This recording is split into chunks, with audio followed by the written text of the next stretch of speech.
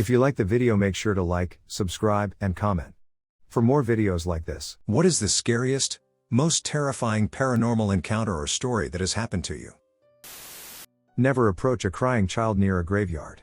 I think it's about time I share my own experience with paranormal entities.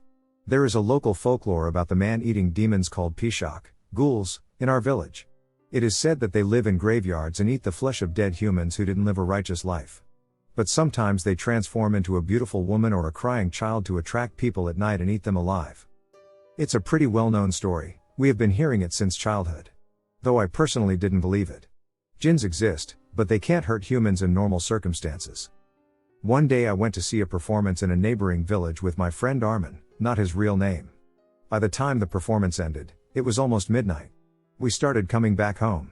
On the way back, we had to cross an old graveyard. It was one of the biggest paranormal hotspots in our village. We were talking about the performance the whole time until we reached the graveyard. Both of us became silent. We have crossed this road many times. But never this late at night. Our body felt heavy as we crossed it. Every noise felt paranormal. Each step felt slower than the last. Suddenly we heard a faint noise. As we walked down the road, the sound became louder and clearer. It was the cry of a child. Of course. We just had to run into a ghoul. I felt like crying. I looked beside me. Armin was just as scared. The most terrifying thing is the fact that we heard it, which means it already knows about our presence. As we slowly went closer to the sound, we saw a child about 1 to 2 years old crying beside the road. We did not approach it. We didn't even directly look at it. As we walked by it, my eyes started tearing up. Each and every cell in my body told me to run. I barely managed to keep my sanity. I would have probably passed out if I were alone. As we went past it, the crying became louder and louder. To the point I felt like my eardrum would burst. Once we were about 20 meters away from it, the crying stopped. I could no longer control my body. I ended up looking back. And I saw nothing. It had vanished. There wasn't any sign of it around. I took a deep breath.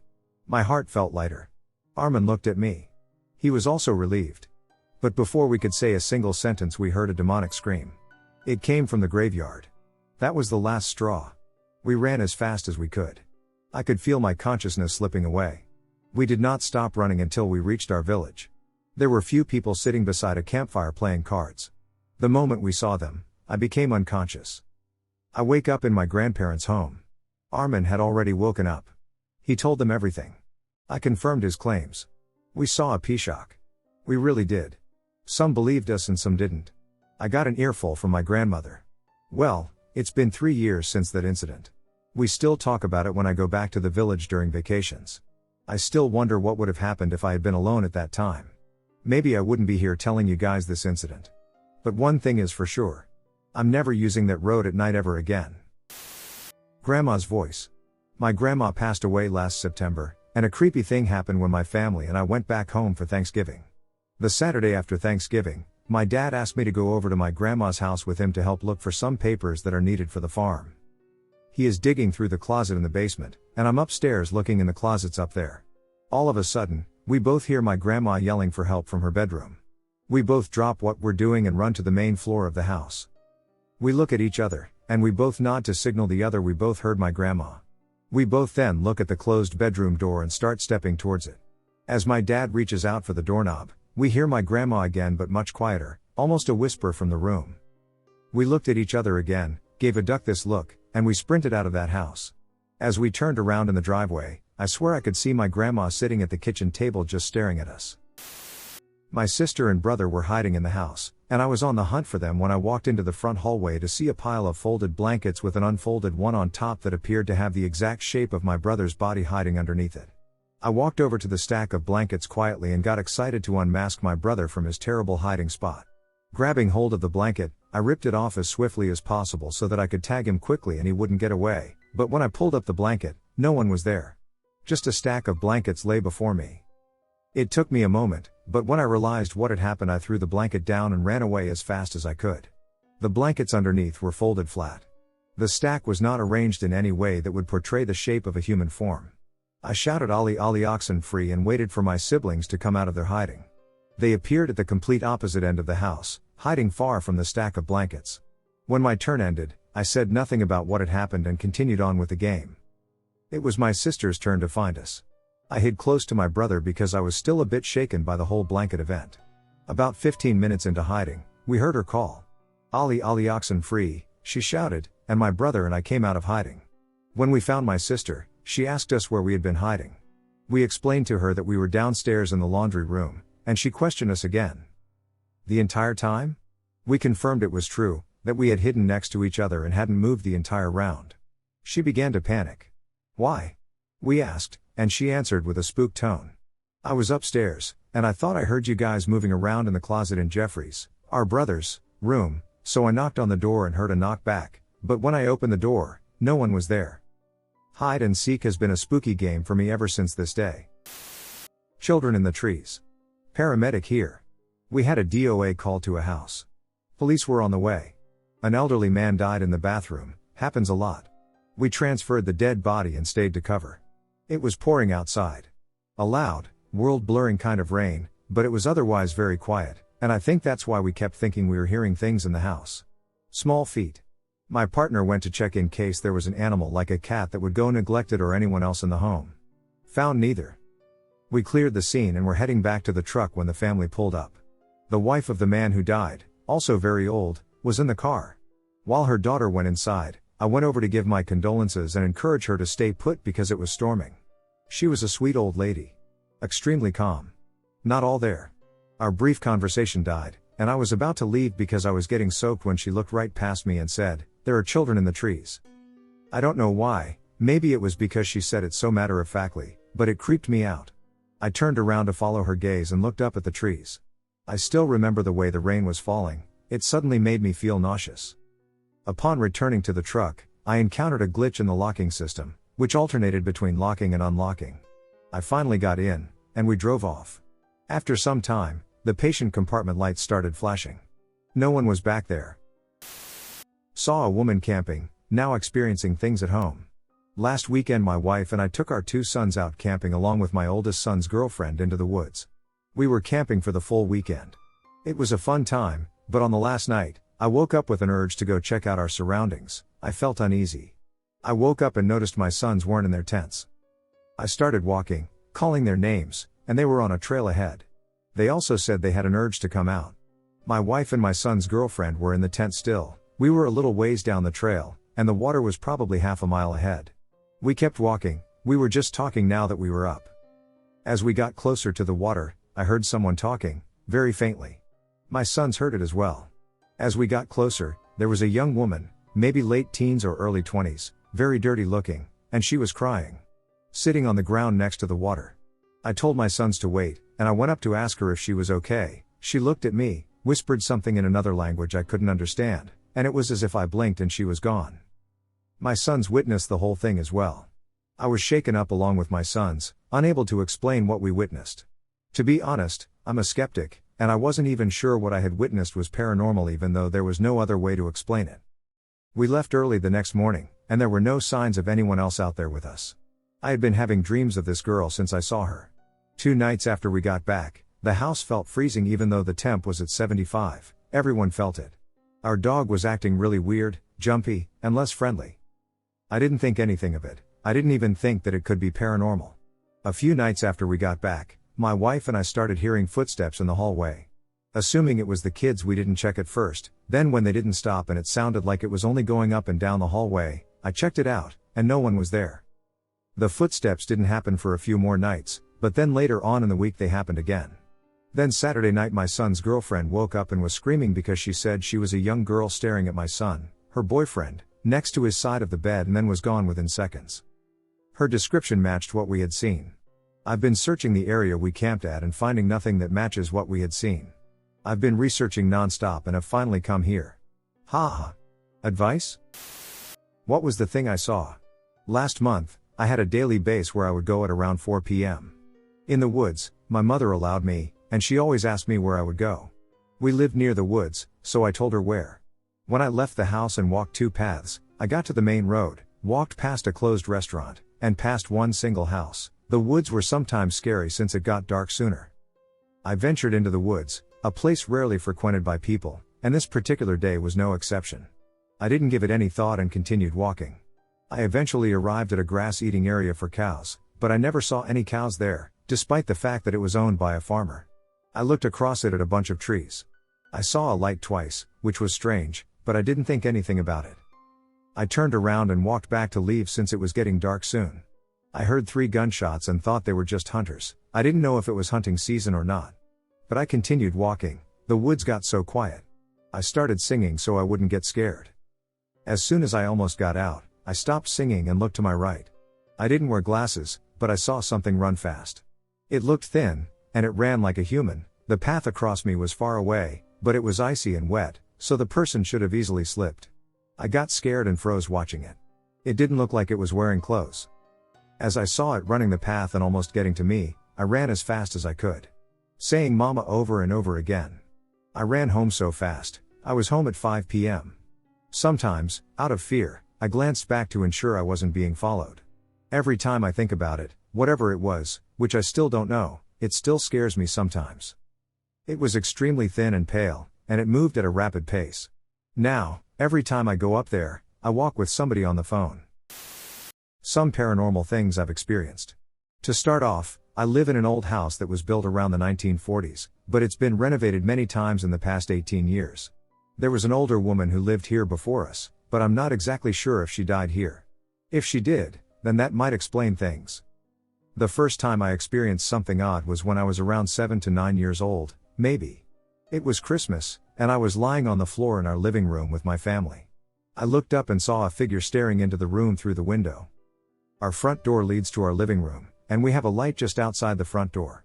The light was turned on, and I could see the figure looking in with a smile. It also had dark eyes. I was really scared, and I kept staring back at it, but none of my family members saw it. This happened maybe a couple of years back when I was home alone with my sister. We were in the living room again and heard steps coming from the stairs that sounded exactly like our dad's steps. But there wasn't anyone else in the house, and it was probably 3 or 4 steps we heard. My sister has told me she's heard steps coming from upstairs before. My newest experience happened a few weeks back, when I was upstairs in our bedroom playing my sister's piano with the door open. We have vinyl flooring in the upstairs rooms, which basically makes the floor kind of slippery and hard. If that makes sense. You can hear when something moves against it easily due to how hard the flooring is. So when I was playing, I started to hear this noise as if someone was scratching the floor. We didn't have windows open at the time, and we don't have mice in our house during summers. I dismissed the noise, but it continued to bother me. Eventually, I became too frightened to continue playing and decided to go downstairs. I was also home alone at the time, and the noise came from the next room for sure. The time I saw my dad talking to a ghost or entity. This happened when I was about 15 in a little town called St. Helens just outside of Portland, Oregon. At the time, our family was really going through some tough obstacles. My dad had been acting very strange, talking to himself and not acting as he normally did for a couple of days. His personality would change quite often. At the time he was not diagnosed with schizophrenia. We were trying to get him help. Leading up to the night I had seen this thing conversing with my dad, I had also experienced very strange dreams, and it felt like I had been sat on by someone very heavy. I looked, and no one was there. My brother had seen something he called the garbage man on numerous occasions. He said it looked like a bag was over his head and was being sucked into his mouth and eye sockets. It leaned over him and appeared to be very tall. This thing visited him a few times. It was about 2 a.m., and I heard my dad talking to someone or himself. At this point I had a routine of going and talking with him to calm him. My bedroom had been right next to the kitchen and the bathroom because it was a small house. I walk into the kitchen, which had been lightly lit by the outside lights. The first thing I see is the very tall shadow figure in the doorway of the bathroom and my dad standing toe to toe with this massive thing. He's mumbling something, then he says loudly, "Leave me alone." I'm terrified, so I ran right back into my bedroom. My dad's mental state took a turn. It was a struggle for my family to get him help. Eventually, things escalated, and my dad was considered a danger to himself and others and was able to get the help he deserved. They did not find drugs in his system and eventually diagnosed him with schizophrenia. I don't know why we saw this thing or what it was. I think it was preying on my dad's weakness. Can people with this mental illness see past the curtains? Since that day, that question runs through my head a lot. The ghost of a woman was seen multiple times after she was murdered. This story is one told by my grandmother. I have not encountered it myself, but I would like to hear your thoughts on the story. My grandmother lives in a small village in Serbia, and there are a lot of weird things happening there. I remember her first telling me this story when I was a bit younger, and we still talk about it. I get creeped out every time we talk about it. So here it goes. About 30 years ago, when my grandmother first moved to this village, there was a murder that happened 2 streets from her. An elderly couple that had been married for 40 years got into a big argument. The wife turned away from the husband mid-argument to go outside. He took a heavy metal pan and hit her on the back of her head. She immediately fell down, and he said he couldn't find her pulse. He claimed that he didn't want to kill her and that he just wanted to stop her from going away. He knew that if he called the police, there was no way he could get out of this. He rolled her body in a carpet and buried her under cement in the basement of their house. 2 months went by, and his consciousness got the best of him. He went to the police and admitted what he had done. When the police asked him why he admitted to the crime now, he said that she was haunting him. He said every morning she would stand in the kitchen, as if she were alive, and make him coffee and breakfast. He would try to close his eyes and open them again, but she wouldn't go away. The police, of course, said this was his consciousness getting the best of him, but he claimed she was there and that he wasn't crazy. He got arrested, and the police, of course, didn't pay any attention to what the man was saying about the ghost wives. When the police went to talk to neighbors to try and gather information and see if anybody heard or saw anything, they were left shocked. All of the neighbors swore that they have seen her the past 2 months. One of the neighbors said she came to buy eggs a couple of days prior, and she was last seen by another neighbor just 2 days prior going for a walk. They said hi to each other, and the neighbor swore it was her. The police immediately got a new theory, and it was that the man had just killed his wife and went into a shock or a denial and got the timing wrong, or that he for some reason was lying. When the police finally got the body out of the cement, it was confirmed that the woman had died at least 2 months ago, confirming the husband's story. Even after the date of her murder was released, the neighbors still claimed that they had seen her and that was not possible. After the woman's burial, her 2 sisters were coming to her house to retrieve some of the items, and they claimed that they saw her from outside, washing the dishes and smiling to them from the window. This house is now abandoned, and nobody has ever moved in after. I get creeps every time I have to go by that house and avoid it at all times. My parents say they don't believe, then tell me these stories. My parents are from a small country in South America. Not sure about now, but back in the 70s/80s when my parents lived there, the paranormal was normal. My parents told me many strange stories, superstitions, and legends, but they now claim not to believe in ghosts. I'm uncertain if their disbelief in ghosts stems from a lack of substance in the experiences they've had, but I want to share a personal story with you about one of them. About 12 years ago, I was about 21 at the time. I think I was about to go into my senior year of college. It was the summer. My brother and I stayed home, and my mom and dad went to South America for the first time in about 17 years to see family. It was an early Saturday morning, and my parents, along with my mother's cousin and my mother's brother, decided to visit my mother's parents' grave sites. It's a very rural area, almost third world. No one really took care of the cemetery anymore, and they knew it was going to be a scorcher of a day, so they went super early with umbrellas for shade, chalk because it was a thing to decorate the tombstones, and a giant machete to chop away all of the overgrown weeds and grass. They arrive, it's a cemetery, no trees, overgrown, and the sun is already blazing. There's one cloud. It follows my parents to my grandparents' tombs. If I remember correctly, these were above ground. My mom's cousin goes to chop the brush/weeds around my grandparents' tombs with a machete and it flies out of his hands. Not a small man. Uses his hands a lot. Strong guy. He's like, okay, maybe it's a wrong angle. He goes to grab it, it's stuck in the ground straight up. He tries again. Same thing. But this time it flies in the opposite direction that physics says it should. Landed in the ground straight up. My dad tries. Same thing. Finally, my dad says, okay, I think that they want their son to do this because remember, my uncle is there. He picks it up and chops it all away. They go about doing their tasks, and when they are done, the one cloud above them dissipates. The kicker? They call me when they come back from the cemetery from South America, and it's about 11 a.m. on the East Coast. Not too much of a time difference from where they are. Their call wakes me from a dream where I was dreaming about a cemetery and people in it. The image of the dream still sticks out in my mind. I had a friend some years ago, and he and I would spend a fair share of our free time just bullshitting around his kitchen table or mine. This friend of mine was morbidly obese but got around well considering his physical limitations. However, he passed away several years ago, at the age of 54. This was a good 14 years longer than he was expected to live in his condition, but still his death was unexpected and sudden. We talked about many things, but one thing I remembered well was his desire to have his body's ash poured into the Gulf of Mexico. After he passed, his son hired me to clean and repair the house so it could be sold. My friend often said the home he lived in was a curse and a sort of self-imposed prison.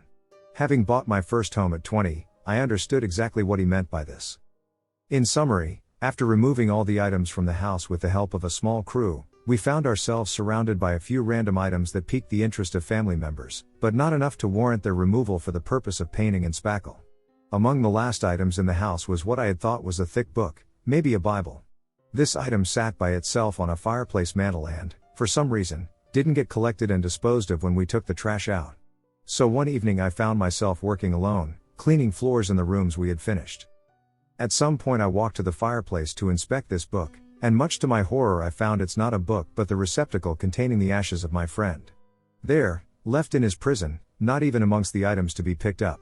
An afterthought, everything that remained of my friend on this earth was sitting alone on a mantle. No one cared enough to take them out of there or even to have the ashes placed in a nice urn. Just left gathering dust on the mantle.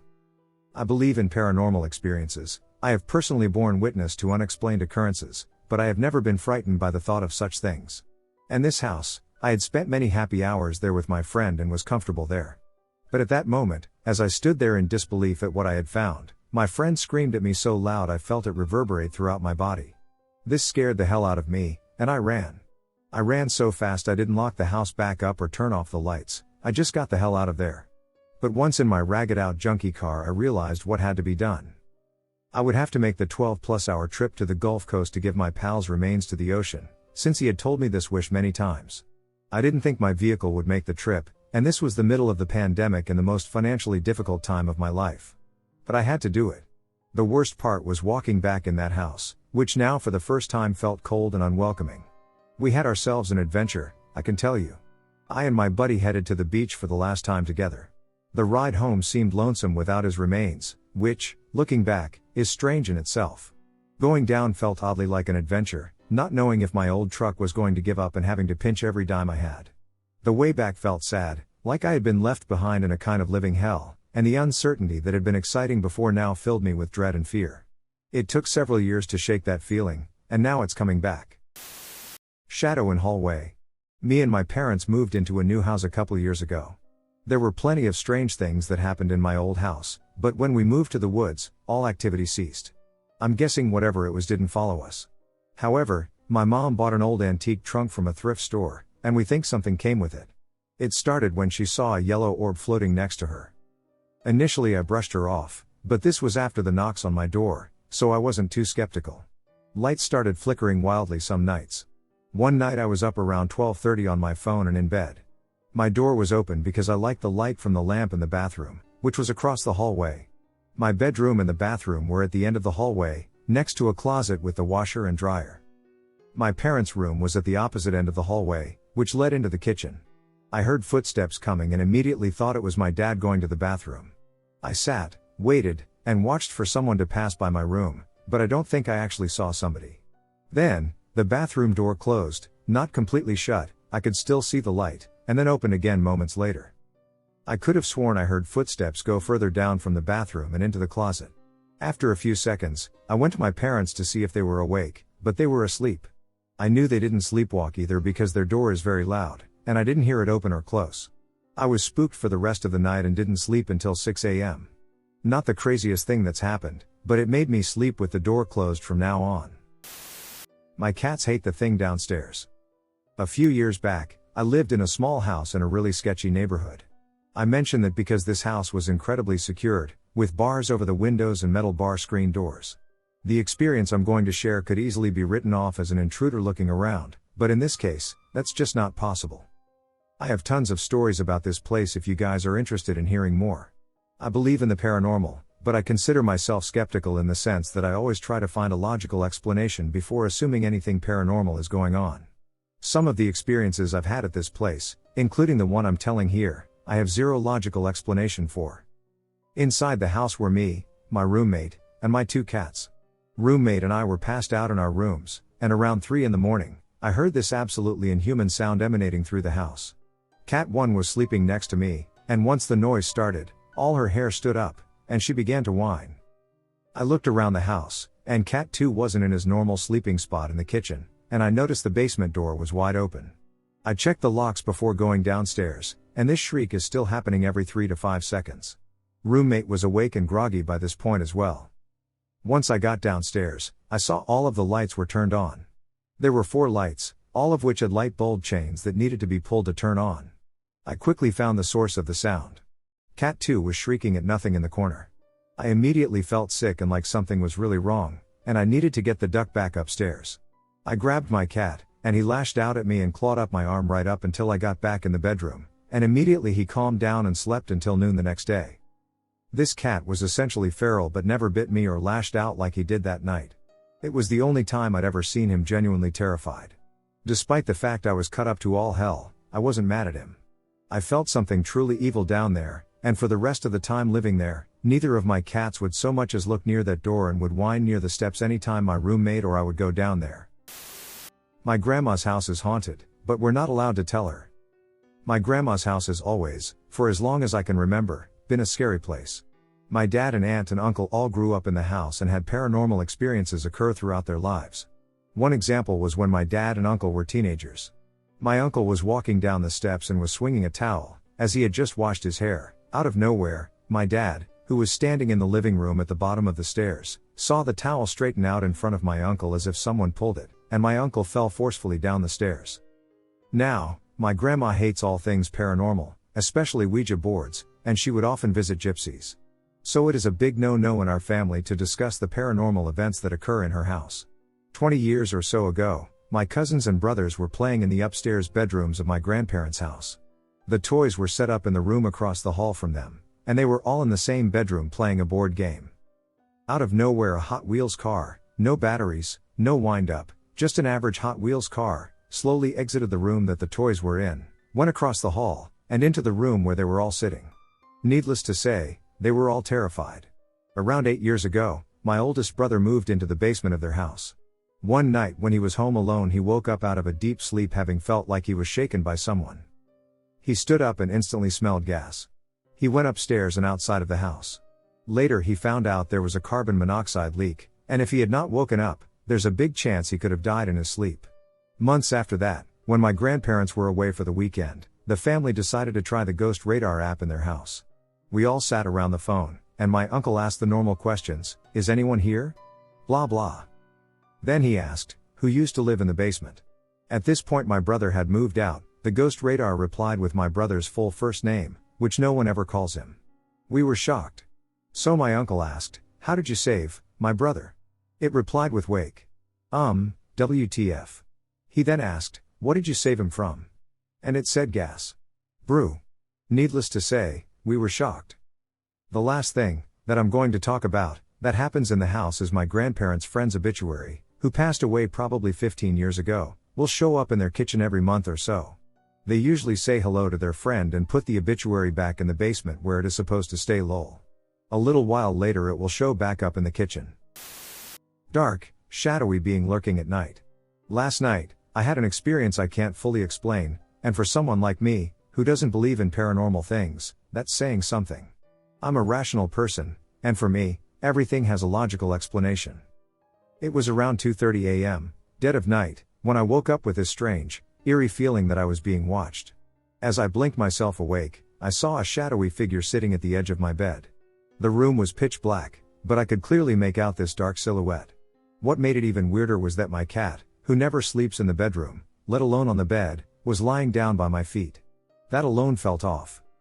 The figure was sitting at the edge of the bed, near the cat, and what freaked me out was that it looked like it was petting my cat. My cat wasn't acting freaked out either, it was just staring at this shadow. At first, I thought maybe it was my boyfriend, who had woken up and was petting the cat. But when I looked beside me, he was fast asleep. My next thought was that maybe it was an intruder, but the more I stared at the figure, the more unsettling it became. I rubbed my eyes, trying to shake off the haze, assuming I was dreaming or half asleep. But the figure didn't vanish. I grabbed my glasses, hoping it would bring some clarity, but it was still there. It almost looked like it was pulsing. I just kept trying to focus my vision hard, hoping it would disappear, and it's just in my head. While I'm still in disbelief, I pulled away from this figure, sitting down on the bed, rubbing my eyes repeatedly, and the being pulled the hood of what looked like a jacket over its head. Then it stood up, slowly, and it started growing taller, looming by the door. I was frozen, just staring at it, my mind racing to find some rational explanation. But this thing was towering over me, becoming something more than just a shadow. That's when I fully woke up, wide awake and panicked. I shook my boyfriend, scared, shouting, "There's something here. Something is watching us." He woke up in a daze and said there was nothing there. I asked him if he really didn't see it, and he just kept saying, "There's nothing there, what are you seeing?" Meanwhile, my cat, who never does this, squeezed in between us, trying to get as close as possible, almost like it was frightened too, seeking our cuddles and attention, or maybe trying to calm me down. The shadowy figure didn't leave. It just stood there, taunting me, almost like it was dancing or messing with me. I was still frozen, thinking, am I losing it? What was happening didn't feel possible. My boyfriend told me to turn on the light. I did, and the second the light filled the room, the figure vanished. But my cat was still staring, its eyes locked on the same spot where the figure had been and following it around in the room, like he was tracking something invisible. I don't know what to think of it. I've never believed in ghosts, or shadow people, or anything like that. I've always dismissed those kinds of stories. But this, I can't shake it. It felt too real. It was real. I feel as though I witnessed something I shouldn't have. I don't know what it was. I've never believed in this stuff, and now I feel completely insane. Any idea what it could have been? Samoan ghost. In 2017, I went on holiday to Samoa with my family and my girlfriend. We were staying at my auntie's house, which is a combination of a Samoan folly and a normal house. Anyways, late one morning around 2 to 3, my GF woke me to take her to the toilet. The toilet was down a long hallway around the corner from my room. Setting the scene, at the end of the hallway on the left was the toilet room, on the back wall of the hallway was the wash sink, and then on the right side of the wall was a mirror. What made this hallway even creepier was the white light above the sink. So I'm waiting outside the door while my GF is in the toilet, she finishes and then goes back to the room. I go in, do my business, and come back into the hallway to wash my hands at the sink. While I'm washing, I look to my right and glance into the mirror. As I turn around to walk back down the hallway, about 5 feet in front of me is this lady. I only managed to see her for a split second before she disappeared, but I swear the image of her is still stuck in my head. This lady was wearing a white sleeping gown, she had pale arms and legs and frizzy black hair that covered her face. I jolted up and banged my hand against the wall. Goosebumps ran all over my body, and my heart was pounding. I knew I had to walk through the place she was just standing. So quickly I dashed back to my room. Being back in my room, I've never jumped into the sheets so quickly. My girlfriend asked me what that bang sound was, and I told her, I saw a ghost. I saw a ghost. My heart was thumping so hard and loud that she was concerned I was going to have a heart attack, and I'm a pretty healthy guy. She managed to calm me down and told me it's just the heat, it wasn't real. For the next 5 minutes, I'm in bed trying to reclaim my thoughts of whether what I saw was real or just a figment of my imagination. Right after my episode, I see my mom and dad walk past my room going towards the toilet. My dad looked like he had a bad nightmare or something. At the time I didn't think anything of it, until the next day. On a bright and sunny morning, my family is all at the breakfast table eating, and I tell them about the ghost I saw. All my cousins, aunties, and uncles mocked me, saying that ghosts aren't real and that I was just seeing things. However, I noticed that my dad wasn't saying anything. After breakfast we're getting ready to head out for the day, and my dad pulls me aside. He said, "Did you really see a ghost last night?" And I said, "Yeah, why would I lie?" To which my dad replied, "I believe you." Confused, I asked him, "Why do you believe me?"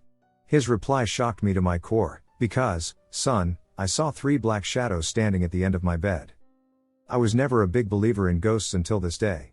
Sometimes I still contemplate if what I saw was real.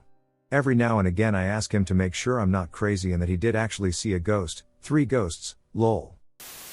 Younger brother, 18 male, is seeing paranormal things and screaming in the night. Around 3 months ago, my younger brother woke up screaming bloody murder around 4 a.m. in the morning, waking up the entire house.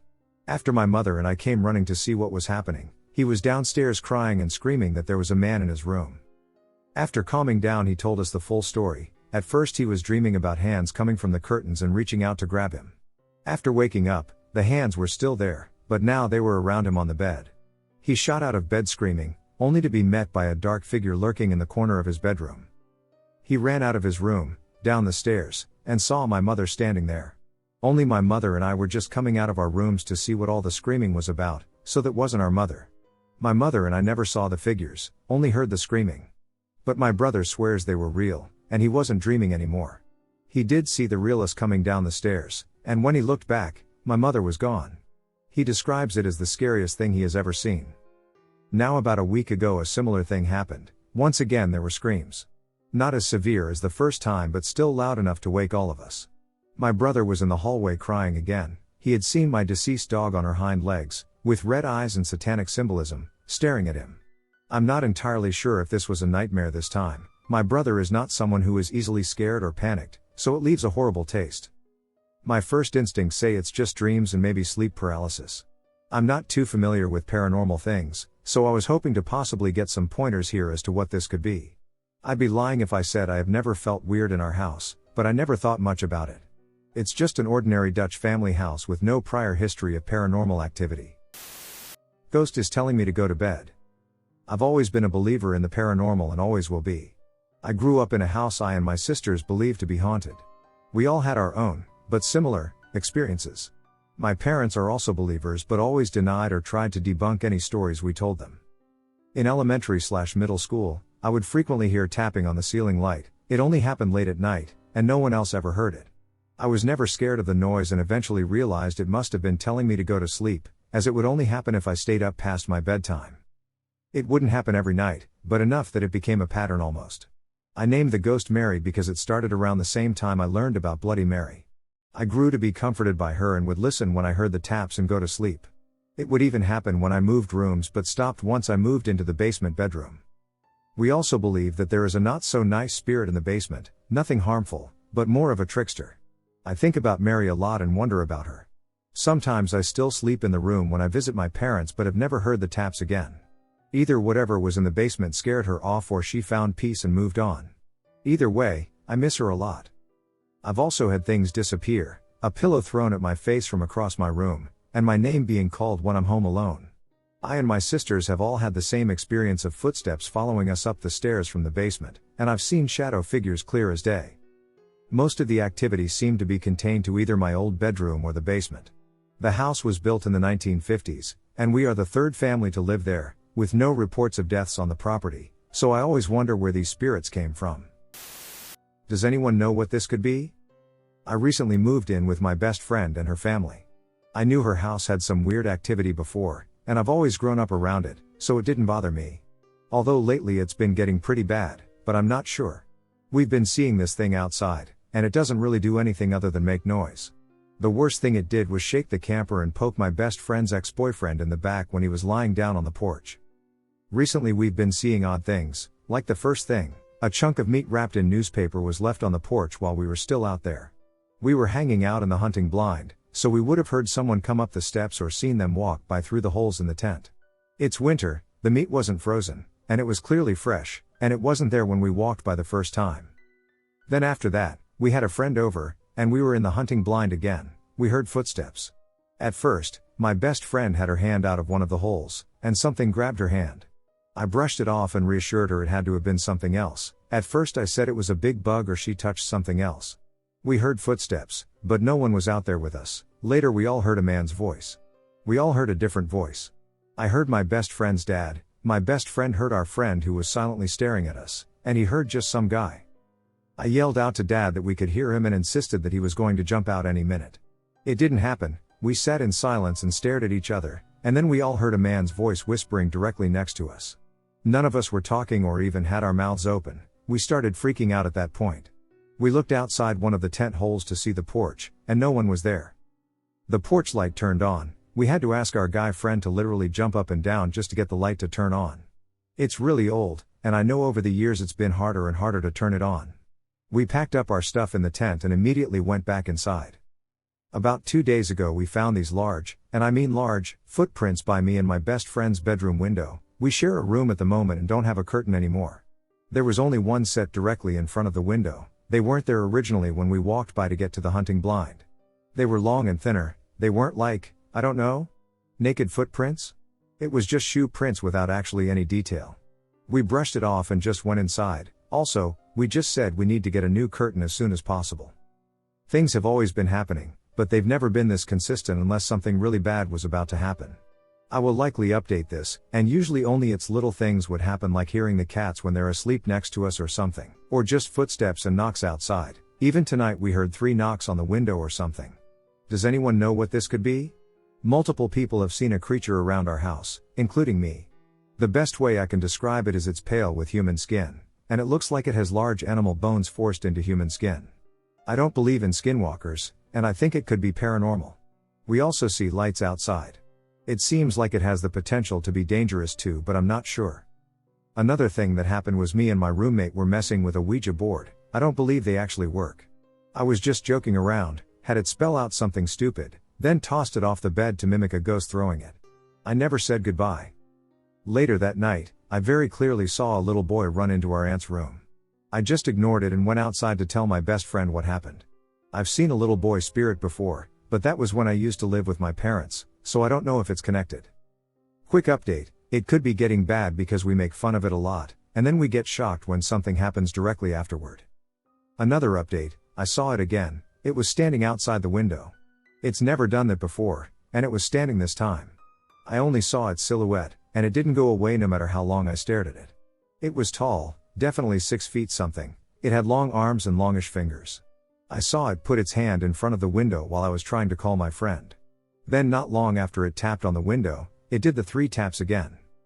When my sister came back into the room, we could hear it whistling outside. There were no tracks, so I have no idea what it is. I know I didn't imagine it because when I saw it at first, I wasn't even scared. I just thought about how weird everything reflected in the room and how it looked like a person with long fingers or claws or whatever it had. When I saw the reflection of everything in the room again when it was gone, I realized it absolutely was not at all that. I've experienced paranormal things my whole life. These are some of the paranormal experiences I've had throughout my life. In the mid-90s, when I was about 7/8, my mom and I had moved to a new apartment. The TV would always turn on, the answering machine would start playing messages, and the blinds would move as if someone was playing with them. My mom would always yell at me, thinking I was messing around. This was not the case. I would be in bed, and the living room TV would turn on. One day I told her there was a ghost. Of course she didn't believe me and told me to stop blaming the ghost on my antics. One night, as I was falling asleep, I heard my mom's voice, "Sunday, there's a ghost." I opened them, and she wasn't there. I called out to her, and she told me to go to bed. As I was falling asleep, I felt something cold wrap its arms around me and literally lift me up in bed. When I opened my eyes, I fell back down on my bed. As an adult, I know this type of thing is a normal feeling. Maybe my body was like, screw this kid, but it wasn't until later when I was at a friend's, who lived next door, that my mom saw a ghost. She woke up and looked towards the door and saw a man in mid-walk. She screamed, but he quickly vanished. She asked neighbors about strange things happening. They told her that they had the same experiences. One neighbor even told my mom that a man and his son were murdered in the building several years before. But I didn't know what apartment. Just what they were told. Did Bloody Mary stuff around 7 in school. Toilets randomly flushed. When I was about 14, a friend and I went to that school on a weekend. I recounted the events to him. And he wanted to check out the school. I saw a woman, white as glue with black eyes glaring at us. My friend didn't see it, but he felt uneasy.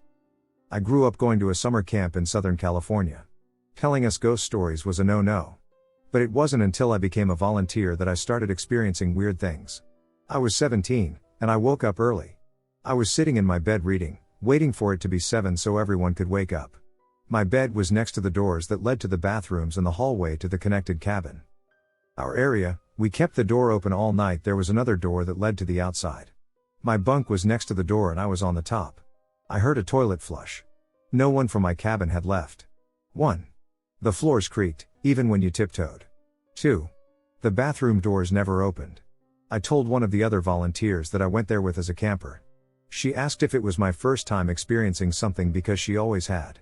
It wasn't until a week later, me and some of the counselors and another volunteer were on the patio of that same cabin.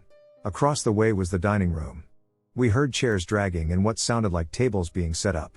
That's when I heard the story for the first time of an employee who had a heart attack years before and died. We all heard the dining room being set up. 11 p.m., no lights on in the dining room. It wasn't until 2 years later that I worked there. I was in the staff room next to the dining room. I was there late and was walking back to the staff house. I heard someone behind me. I turned around to make sure no kids were out of bed. But I was alone. I asked whoever it was to stop following me. Some of my coworkers said how they would hear moaning from the back of the dining room. One night, as I was lying in my bunk, I heard moving on the top bunk. We all had our own rooms. I jumped out of bed and turned on my light and checked the bunk. Nothing was there. This camp was old. At one point, it served as a mining area. Even deep in the mountains was an old shack. The other night, though, I experienced the scariest thing. I have never been this scared before. No idea why I'm talking about it when I need to sleep, even though I've been too scared to. In summary, heard my name loud and with urgency. Opened my eyes and saw a gray figure, a woman with long hair at the foot of my bed. I screamed. I got to my door, and it was like I was frozen. Couldn't walk out or turn on my light. Wasn't until my mom said my name that I was able to walk out. But even then I was too scared to talk. What troubles me more is the uncertainty of whether I was merely dreaming or if I truly saw something that continues to terrify me. Someone please help, what the hell was this? I'm not really a believer in the paranormal. I've always found it interesting, and I've always been skeptical, but after last night, I'm not sure what to believe. This story happened on November 3rd, at around 4:30 a.m. I had just gotten out of a relationship with my ex. For the sake of keeping her anonymous, we'll call her V now. 5 and 1 were in a relationship for a year and a half before we had mutually agreed to end things. Still wanting to be there for each other, we both agreed that we'd still want to be friends. On November 2nd, we planned on hanging out at the beach. So that's what we did. We went to the beach and had fun. Freshly broken up, feelings were still there. I would be lying if I said we didn't kiss or hug or anything like that. After the beach, I had dropped V off at home, and I went home myself. We called and texted, full of excitement because of our day of being with each other again. Then I tried to be funny, and I joked about how I should sneak over to V's later that night, and we'd go for a night walk. Stupid teenager things, I know. Anyway, so that's what I had done. She didn't fully know I'd show up, but she knew I was serious about it. I took an Uber around 2 a.m., and I showed up. I snuck over to her window and woke her up. Confused and tired, V agreed to come on a night walk with me. We began walking, and we talked. Of course there were still some underlying feelings between us because we had started talking about it. As we continued walking, I turned down the street that led to the park, hoping we could just sit and talk. But V froze. She told me that it was a terrible idea to go to the park and that she had weird feelings about it. So we just continued to walk around her neighborhood. 5 and 1 got back to her house, and by that time we had gotten into an argument. Well, not an argument but more so we were talking about how maybe being friends isn't healthy for us right now. We stood outside and poured our hearts out, both hurting and in pain. By this time, we had started hearing things. Like footsteps. Ignoring it, we continued to talk. The more and more we started feeling hurt and vulnerable, the more the noises started getting louder. Footsteps from all directions. Movement was seen from the corner of our eyes. Suddenly V stops. She slowly walks to me and whispers, "I think someone is out here with us." Then we heard something move, like the crunch of a leaf. We jolted and looked, but there was nothing. The next part still freaks me out.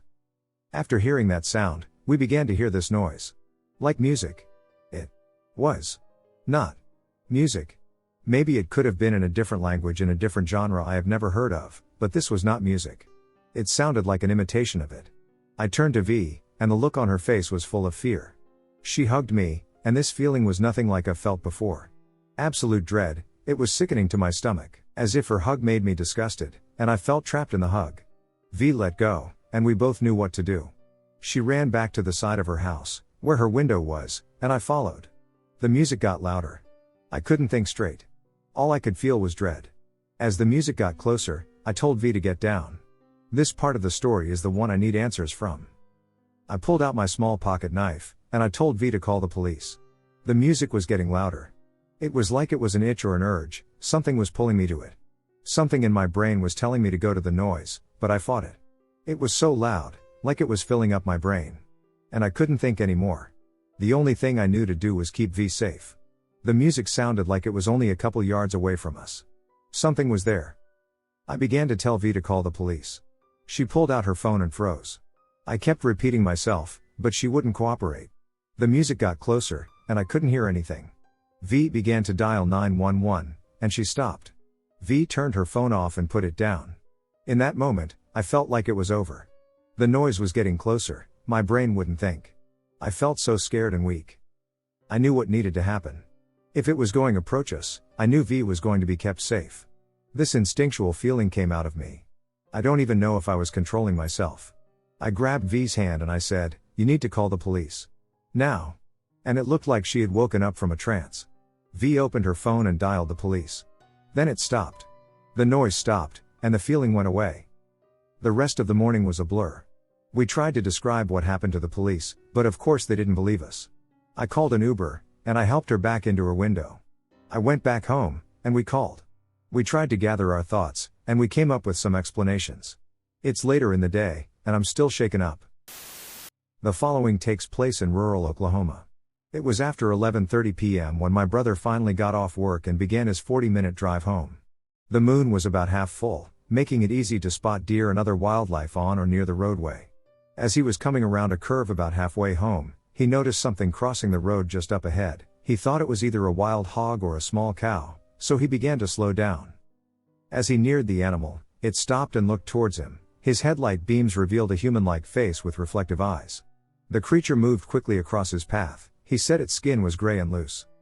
He called me and asked if I would turn on the porch light for him. He walked quickly into the house, locking the screen door and front door swiftly behind him. He proceeded to tell me about what just happened. I called him lucky and told him I haven't had a cryptid experience yet and that all I get to experience is ghosts, poltergeists, and shadow people. He said I could experience it all. He doesn't want to deal with any of it. Combined, we have encountered UFOs, dogmen, ghosts, poltergeists, shadow people, and humanoid creatures. Horse-faced woman in red dress. This took place in Southern California around 2002. So when I was in the 5th grade, a friend and I had stayed the night at another friend's house. Typical night for that age, movies and games and such. My friend and I had fallen asleep on the floor, with me near the bedroom door and our other friend in his bed. Of course I wake up within the 3 o'clock hour. I don't remember the exact time. Nothing woke me up, just on my own. As I did, however, I noticed the figure of a woman standing in front of us, blocking the bedroom door. The door was closed when we went to sleep but then opened when I woke up to see this figure. There was a faint blue/white light illuminating the room from an alarm clock. Being closer to the door and the woman figure, I was able to notice a pair of red-heeled shoes on her, a silky red dress that went down just above her knees, long what seemed to be blonde hair, and her face was absolutely blacked out. After noticing said details, it was like she waited for me to see what I could before turning around and slowly walking out of the door down the hallway. Thinking it was my friend's mom, I was intrigued because, why? But she never went out that night. She was asleep with her husband across the house. The bedroom was on the 2nd floor, and so I see her walking around to the stairwell and starting to walk downstairs. There's a landing halfway down, and from the view of the bedroom, you're able to see the bottom floor and end of the stairs, then can go left to the kitchen or right to the living room. She stopped on the landing, her back towards me. Then, she slowly turned her head to the right, and with a small, faint light downstairs, I was able to see the silhouette of a horse's head as her face, only the silhouette, while her hair and dress and shoes stayed the same. She continued to walk down the rest of the stairs and turned left into the kitchen. Needless to say, I closed that door quickly and stayed awake the rest of the night. Has anyone heard of such a thing or seen it for themselves? I am interested in hearing your thoughts on this matter. I think something followed me home yesterday. I'm a 25-year-old currently living with my auntie, who believes in Ghost Month and its practices. She told me beforehand that August is the Ghost Month and that we should light up an incense every 6 p.m. for the whole month. I didn't really believe in it but followed through with the practice as a sign of respect to her, and there's no harm in doing so. Yesterday, I got told off by my auntie because I wore an all-black outfit. I ignored her because I was already running late and couldn't afford to change my outfit. The whole day went normal as usual until I passed by this empty house with flickering lamp lights outside. The flickering was so intense that I got chills just by looking at it. I got back by 8 p.m. from the review center that I'm currently attending, and she messaged me, asking to light up an incense. I agreed, however, when I was already lighting up an incense, the incense itself wouldn't light up and produce smoke. By the way, the incense itself was dry. I started to get weirded out, so I whispered, "Please let me light this up," and lo and behold, I was able to do it until a few minutes later when I noticed that there was no smoke coming out of it as if it was already extinguished. This was when I started getting a little bit scared, so I asked help from one of the maids to light it up for me. I thought everything went well and left it at the holder, but I was wrong. I noticed today that half of it hadn't even been consumed from last night and that it was turned upside down. Then I remembered the feeling of being creeped out and followed after I passed by that certain house. P.S. My auntie and uncle are believers of Ghost Month as well as the wonders of incense sticks, so there's no reason for them to extinguish the one that I lit up for them last night.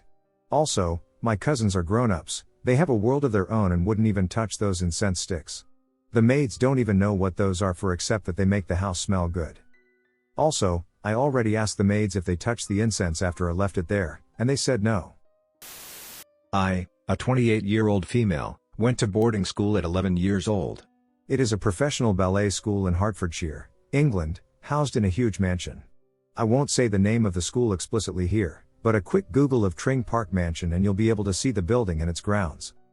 Off the top of my head, the mansion itself was built in the 1500s and then added to over the next 200 to 300 years as it changed hands from royalty to the Rothschild family. I expected it to be a hotbed for paranormal stuff. I'm actually fairly cynical, but I was open to seeing something. I had several encounters over the years of training there, perhaps I'll share more if this one is well received, but this is a story about something actually touching me. I was 17 or 18, coming to the end of my studies, and on this night I was out past curfew. At this point I was a bit of a hotshot because I was top of my class at the top of the school, so I flaunted a lot of the rules. And the security team and I were friends. I was walking up the mansion drive, I tripped the big, iron mansion gate lock, and I eased my way in. It's cold out, but I immediately feel a deepening of the cold and like a slight dampening of sound. I think nothing of it, I'm young and warm and had just been having a totally against all rules, after dark hookup with another female student who lived in a boarding house down in the village of Tring. You could have slapped me, and I wouldn't have cared. I digress. I continue to walk up the right path of a fork and past this big old stable building with a huge black and white clock on the front, Clock House. The building itself was now the male boarding house, affectionately dubbed Cock House, and often I could look up at the windows and wave at the older boys smoking out their bedroom windows. Tonight, however, I'm very aware there is nobody there, and now I'm suddenly alive to how weird everything feels in the grounds, and that's when I hear movement behind me. Cock House is on my right, and on my left is a row of trees stretching back behind me. The trees are separating the roads, the first going straight up to the mansion's car park and front door, and the second that circles around to the mansion's stealthier, darker, rear entrance past the stables. I'm standing about 50 yards away from the servants' entrance back door, and the trees I've just passed are being disturbed. Not all together in a flurry of leaves and birds but one at a time getting closer and closer, a fierce rustling, birds fly and scream, then silence. Repeat. Repeat. Repeat. All this time I'm frozen because I know the more gruesome tales of this particular property, and I know something is moving up behind me. I'm inching around to see what it could be, hoping beyond all hope it's just a security guard ducking with me when the light bulb directly above and behind me sputters out and shatters. Like full-on, horror movie screaming at the television to run you dumb shit, shatters. You'd think I'd be running and screaming by now, but honestly, what I saw next had me totally rooted. In the gloomy light that Clock House was putting out, I see a man and a dog. Except I can see everything behind the man. The iron gates I'd walked through, I could see them clear as day through his chest. He's not silvery or ethereal but just faded. He's wearing overalls and green boots, but most starkly in his left hand is a watering can. His expression is totally blank, but he's 100% looking at me. The dog is just a dog. However, it's on a lead, straining to reach me, and I can hear its growl. Remember earlier when I mentioned the dampening of sound? Well, that had intensified, and all I could hear was the dog growling, but it wasn't like hearing it from the 20-ish yards away, no, it was like it was inside my ducking head. It's about now I finally think, yeah, I'm going to run, and just as I think that, the man and his dog move as one, like moving a model on a base across a table. Their legs didn't move, they just traversed the space. They zip up to me, pass through my right side, which immediately went numb and taut, and I do about 3 pirouettes with the sheer force and shock of it. The next thing I know, they vanished, and I'm booking it. Through the 5 meters tall wooden back door, through the eerie basement levels, up the back stairs, up more stairs, and more, taking them 3 at a time, I'm into the main house section now where things are more ornate. I take a shortcut using my stolen teacher clearance swipe card, which of course blinks red at me twice before I get it to blink green and let me in and practically baseball slide my dumb ass through my door. My 3 friends who lived with me that year heard me come in and saw me in a real mess. I tell them what happened. Safe to say I opened the whiskey I'd smuggled in and hidden under a loose panel. We all needed it, judging by how white they'd all gone. And that's the story. It sounds so dramatic, but I guess that's fitting for a ghost story from a performing arts school. But I'm telling it to you precisely how I remember it. Ducking gardener ghosts. Feel free to ask questions and stuff. I want to hear your input too. Dark figure. Back in the early 90s, my grandparents decided they wanted to start a business and open an old people's home. My nan had been a nurse caring for others most of her life, so she wasn't a complete stranger to this kind of thing. The house was an old Edwardian terraced building and very big inside. It had 3 floors and a cellar. Eventually, over time, they also got the house next door and knocked it through into one building. The address was 9 and 11 Park Avenue, Northampton, and after coming from such a tiny house, this was a huge adventure. I spent lots of time playing an old piano, which I loved. Anyway, number 11 is where I personally had the experience. As I got into my late teens, my grandparents gave me a little job where I would do night shifts a few days of the week. My grandparents actually lived in the house and had bedrooms on the top floor so they would get some rest, and I would do the rounds. My job would involve obviously staying up all night and walking around and checking the rooms to make sure all of the elderly were okay. Now over time, I had heard various bumps in the night and many footsteps, but it never had really bothered me. Looking back, though, I think it was all linked. I witnessed a few deaths of the elderly in that place, and the house must have been full of spirits. This one night it was about 2 or 3 a.m., and I was in the kitchen making some food. I would normally be a bit skeptical putting things down to tiredness, but I was completely awake as I remember putting chicken burgers in the oven. The door to the kitchen was about halfway through the long house. The front door was quite a distance, and the back door also wasn't close. Hanging from the kitchen door were those long, colorful strips of plastic that you may see at a butcher's, basically designed to stop flies from entering, etc. So while my food was cooking, I was standing counting my little wage packet with the doorway just next to me on the left. Despite counting my wages, I could also see the doorway clearly. Anyway, there I was in the early hours, and all of a sudden, from nowhere, a dark figure zoomed past the door. The long strips of plastic whooshed as if a huge block of wind had blown them. There's no way a block of wind traveling from the front door could do this, as it would have to be so strong. I stood there still for a moment thinking, what was that?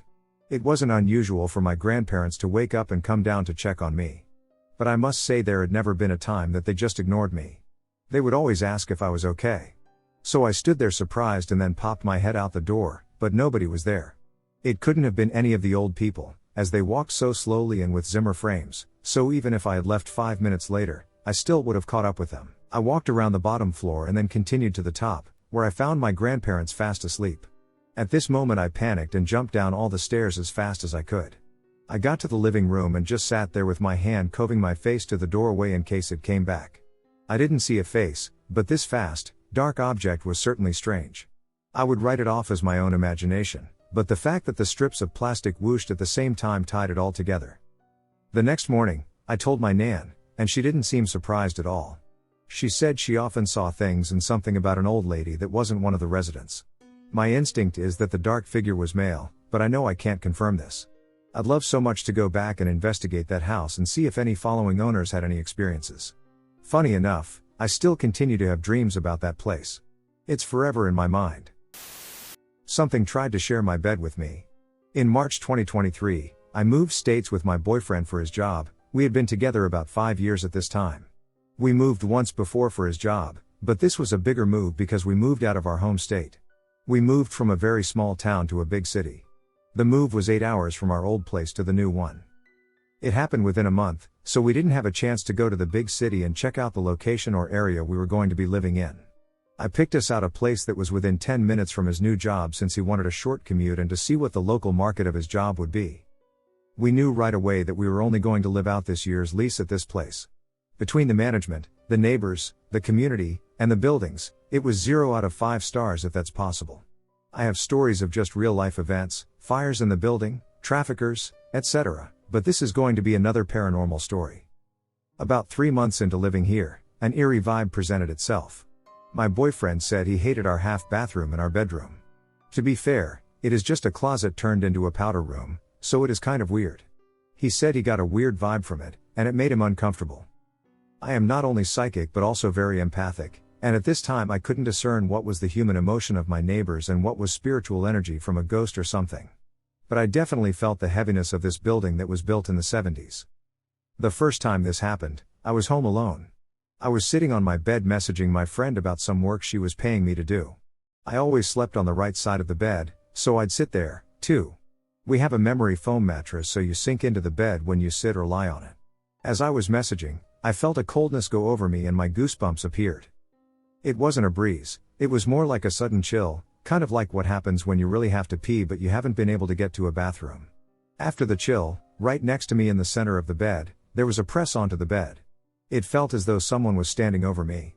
If I were to stand on the bed, it would create the same kind of impression. Just a deep circle that went farther down than my butt did sitting. I just looked at it, not sure what was happening. The hairs on the back of my neck stood up, and I just left our bedroom. I went and sat in the living room for the rest of the day until my man got home. I didn't tell him about it because I figured it was a one-time thing. About 2 months before we were going to move out, it happened again. My boyfriend was home this time, taking a shower. Again, I was sitting on my right side of our bed. This time I was crocheting. Then the cold air fell over me again, and this time, I was pissed. It's like it knew I would say something to my boyfriend about it this time, like it really wanted me to. It stood there next to me, over me. I instinctively said this because I was just so mad. I don't know who you think you are, but you aren't scaring me. You are not allowed to be this close to me. You are not allowed to be in my presence. Leave me the duck alone. My man came out of the shower shortly after, asking who I was talking to like that, and I told him about it. I told him about how it happened before and how it just happened again. I told him how I've seen and felt entities before, but this time it just stood there over me. I told him how I could see where it was BC of the indent on the bed. He told me he knew the powder room was weird, but he never knew it'd test me like that. Thankfully, we moved shortly after, and our new place has nothing like that happening. It just made me so uncomfortable, and I wonder if it did this because it knew it couldn't influence me the way it could influence others in the building. I slowly started to believe, and now I'm just a little more than freaked out. This is long a read, we don't know what to do. I've never been one to believe in the paranormal, ghosts, or life after death, but I never downplayed or ridiculed anyone that does. Just wasn't the way I believed until a little over a year ago when we moved into our new house. I had never seen or heard anything, not like the rest of the family, until about 2 months ago. They say it's been happening since day one. First it was my youngest daughter. She swore she could hear someone walking around the house and up in the attic at night. She would come to us freaking out, saying a door just opened or closed right in front of her.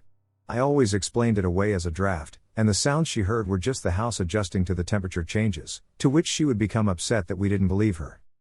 I even searched the entire house for her. Then my oldest daughter came to live with us with her 2 kids, a toddler and an infant. One night she comes into the living room and tells me, "Okay. I've been hearing stuff and thought some of my stuff had been moved, but I just blew it off. Now I know it wasn't me, it was real." So I asked her why, and she showed me a video of an LED bulb in her bathroom, a high-dollar one at that, and this thing is just billowing smoke out of it, so I'm like, duck. She said it was still smoking when she left the room, but she told me to touch it. So I went in there, and sure enough, this bulb has a little smoke coming out of it, just not as much as the video. So I look at her, then look at the bulb again, put one knee on the counter, and reach up and touch the bulb. It's ice ducking cold, like it had just come out of the freezer. I didn't know what to say and still don't. That weekend she had a close friend come stay the weekend. I don't recall what time it was, but both daughters and the friend came barging into our room with the babies. Allie's room is connected to another bedroom that's empty by a Jack and Jill bathroom. They said that they were all on the bed watching a movie with the lights off and the bathroom door open when, out of nowhere, the light in the other bedroom came on.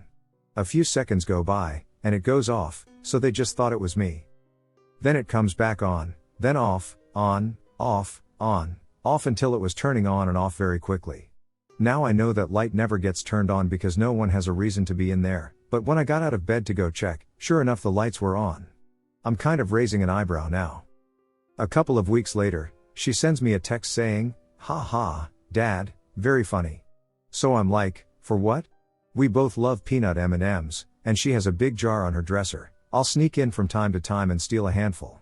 She says, "What did you do with my M&Ms?" I said nothing, we aren't even home. She was the only one there. A couple of minutes later, she sent me a picture of the jar sitting on the floor on the other side of her bedroom door. She had her kids, and they were sitting on the curb when we got home, and she was visibly shaken. After this is when I start to see things. First, I walk in the house through the garage doors. As I'm walking into the kitchen, I glance to my right at the double doors to the office/study, and they're closed, which is weird because they never are. Get me some water and head back to the garage, and in the corner of my eye I see something. The doors are now open. Brought this to the wife's attention, and she said probably seeing things. Not long after I'm in the kitchen cooking, Allie comes in and leans on the bar to ask me a question, so I start over explaining the answer like I always do, and I'm just rambling away, and when I turn to look at her, the wife and both of my girls are standing there looking at me like I'm nuts. All three were in the living room watching a movie. Allie said she never even got up, let alone ask me anything, but I'll swear to my dying day she was standing there. Then one night I'm lying in bed, the wife wasn't feeling well, so she tried sleeping on the couch. I'm lying there, and our bathroom lights are on, and they start flickering, then going on and off but not in unison, and then smoke started coming out of one of the bulbs. I get up and go touch it to see if it's the same, but it's neither hot nor cold. So I'm just like, huh? I lay down to go to sleep, and I heard a thud but wasn't sure or not but fell asleep anyways.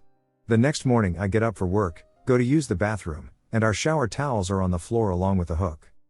It's mounted over 6 feet up, and when I put it back on, I had to tap it down with a hammer. This thing mounts up tight, so I know no one knocked or pulled them down by accident. The wife comes in the room, and I show her the pictures I took of it. She tells me she got up in the night to use the bathroom and get some Tums, but she couldn't get in because the bedroom door was locked, so I tell her, no, it wasn't. You just opened it, didn't you? She said, I'm telling you that ducking door was locked last night. I never locked it. Since, we all have heard several times someone saying our name. Small things have been moved, weird sounds, and even the grandkids' toys will end up in either the dining room or living room from their toy room. The grandkids will be in the living room with us, and we will notice that they're both staring into the kitchen or towards the dining room almost like they're in a trance, but it's no question that they are staring at something that we can't see. I've heard the footsteps now, and I am officially freaked out by all this. Has anyone else had experiences like this? No, it sounds really far-fetched and unbelievable, but these things happen, and they're happening with greater frequency now. To the point we're starting to want to move. The building I used to work in was haunted. Lots of weird stuff, shadows, noises, and motion-sensitive things would go off when no one was around, things falling off shelves for no reason, all the usual. The ladies' room in the basement would regularly have noises coming from it that sounded like several girls whispering and giggling.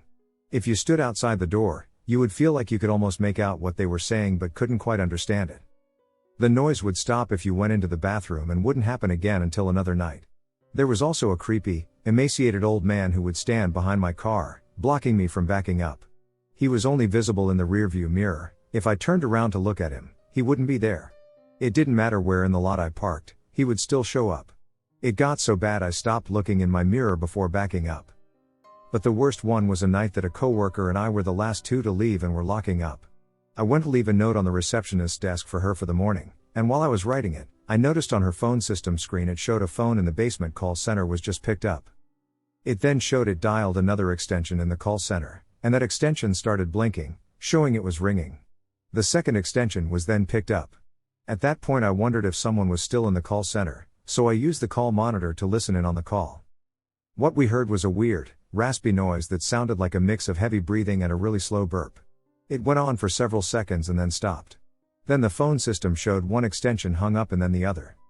I hung up the receptionist's phone, and my coworker and I decided whatever the hell was downstairs was welcome to play with the phones all it wanted because there was no way we were going down there to investigate. We locked up and left. I did not look in my mirror before backing out of my parking spot. A true scary story about a shadow thing that messes with me and my grandparents. This story comes from a few situations that took place when I was in the 3rd grade in New Mexico. I can't remember the time of year because it happened a while ago. I, as a 13-year-old, felt compelled to share this situation after perusing other people's posts. I wanted to finally share my story and provide some background on what was to come. 1. I was at my grandparents' house, and I was there to spend the night. I stood up with Grandma until around 11 o'clock at night because at the time I wasn't really in contact with the internet, and I thought that 12 o'clock was the devil's hour. After reading the Bible with my grandma, I was sent to bed in my mom's old room. Grandma was in the den, and Grandpa was already asleep for a few hours at the time. I awoke, which I assume was around 12 o'clock because of my fear of the time. I went to the restroom and could have the feeling that something was behind me, although the bathroom was relatively close to my room, and I almost went to bed immediately. I assumed that it was only around 20 to 30 minutes later, and I awoke to a figure that was around the same height as Grandpa, except instead of being around 6.2, it was around 6.10 when the doorway was only around 6.5 tall, so the pitch black figure had to bend his neck to fit under the door, but the way his neck was tilted unnerves me to this day. It wasn't abnormal for Grandpa to get up randomly, but the figure had no facial features, and when I saw it, it seemingly froze, but so did I. I didn't do the cliché of locking for seeming hours, but no, I forced myself to go right back to sleep. Once again, I awoke 20 to 30 minutes later, and the figure was in the middle of my room, blocking the entrance even more, even though I wouldn't even try to escape. The same situation happened again, and I forcefully slept. But the last time I awoke, it was right above me with his body, not accounting for the way his neck was bent. It was basically a 90 degrees angle, and just peering down, with the time I was looking at it, I could make out extremely beady red eyes and nothing else, just eyes. I was stuck this time, I couldn't just force myself to sleep until it let me. I nodded off after what felt like an hour and awoke the next morning to go to sleep more in Grandma's bed until Grandpa got back from a bike ride. 2. This takes place a few months later, when I was sleeping over at my grandparents' house again, suppressing the previous situation so as not to hate their house because I love how calming it is. The same thing happened before I went to bed. I read the Bible and talked with Grandma until I went to bed at 11 o'clock once again. I woke around an hour later once again, but I was in the hallway on the right side next to the bathroom. Note, this was the first time I sleepwalked and the last time as far as I know. I went back to bed and didn't think too much of it until I woke up again further down the hallway in front of the entryway, which spooked me a bit because I never liked my grandparents' house's entryway because it's uncomfortable, too long but also somewhat short. I went back to bed like before, not thinking of it again. I now regret that I didn't try to wake anyone up. I woke up again past the entryway to a light knocking. I stood up, finally getting scared, and I immediately ran to the den only to see my grandma asleep, and I don't know why, but I didn't wake her up, and I'm now surprised that she stayed asleep. I ran to my grandpa's room, and he was snoring as he does. Even then, I realized that if neither of them could be knocking, then who's at that door? While this was going on, the knocking was increasing to gain strength and speed without anyone waking up. This is why these stories are coronated, because with the rapid banging of the door, I could barely see those beady eyes through the movements. Throughout my running around, I just decided to run back to my room, and then it stopped as soon as I entered my room, but I still fell asleep fast enough to forget to suppress it until the morning, but I didn't tell Grandma or Grandpa. Context for it.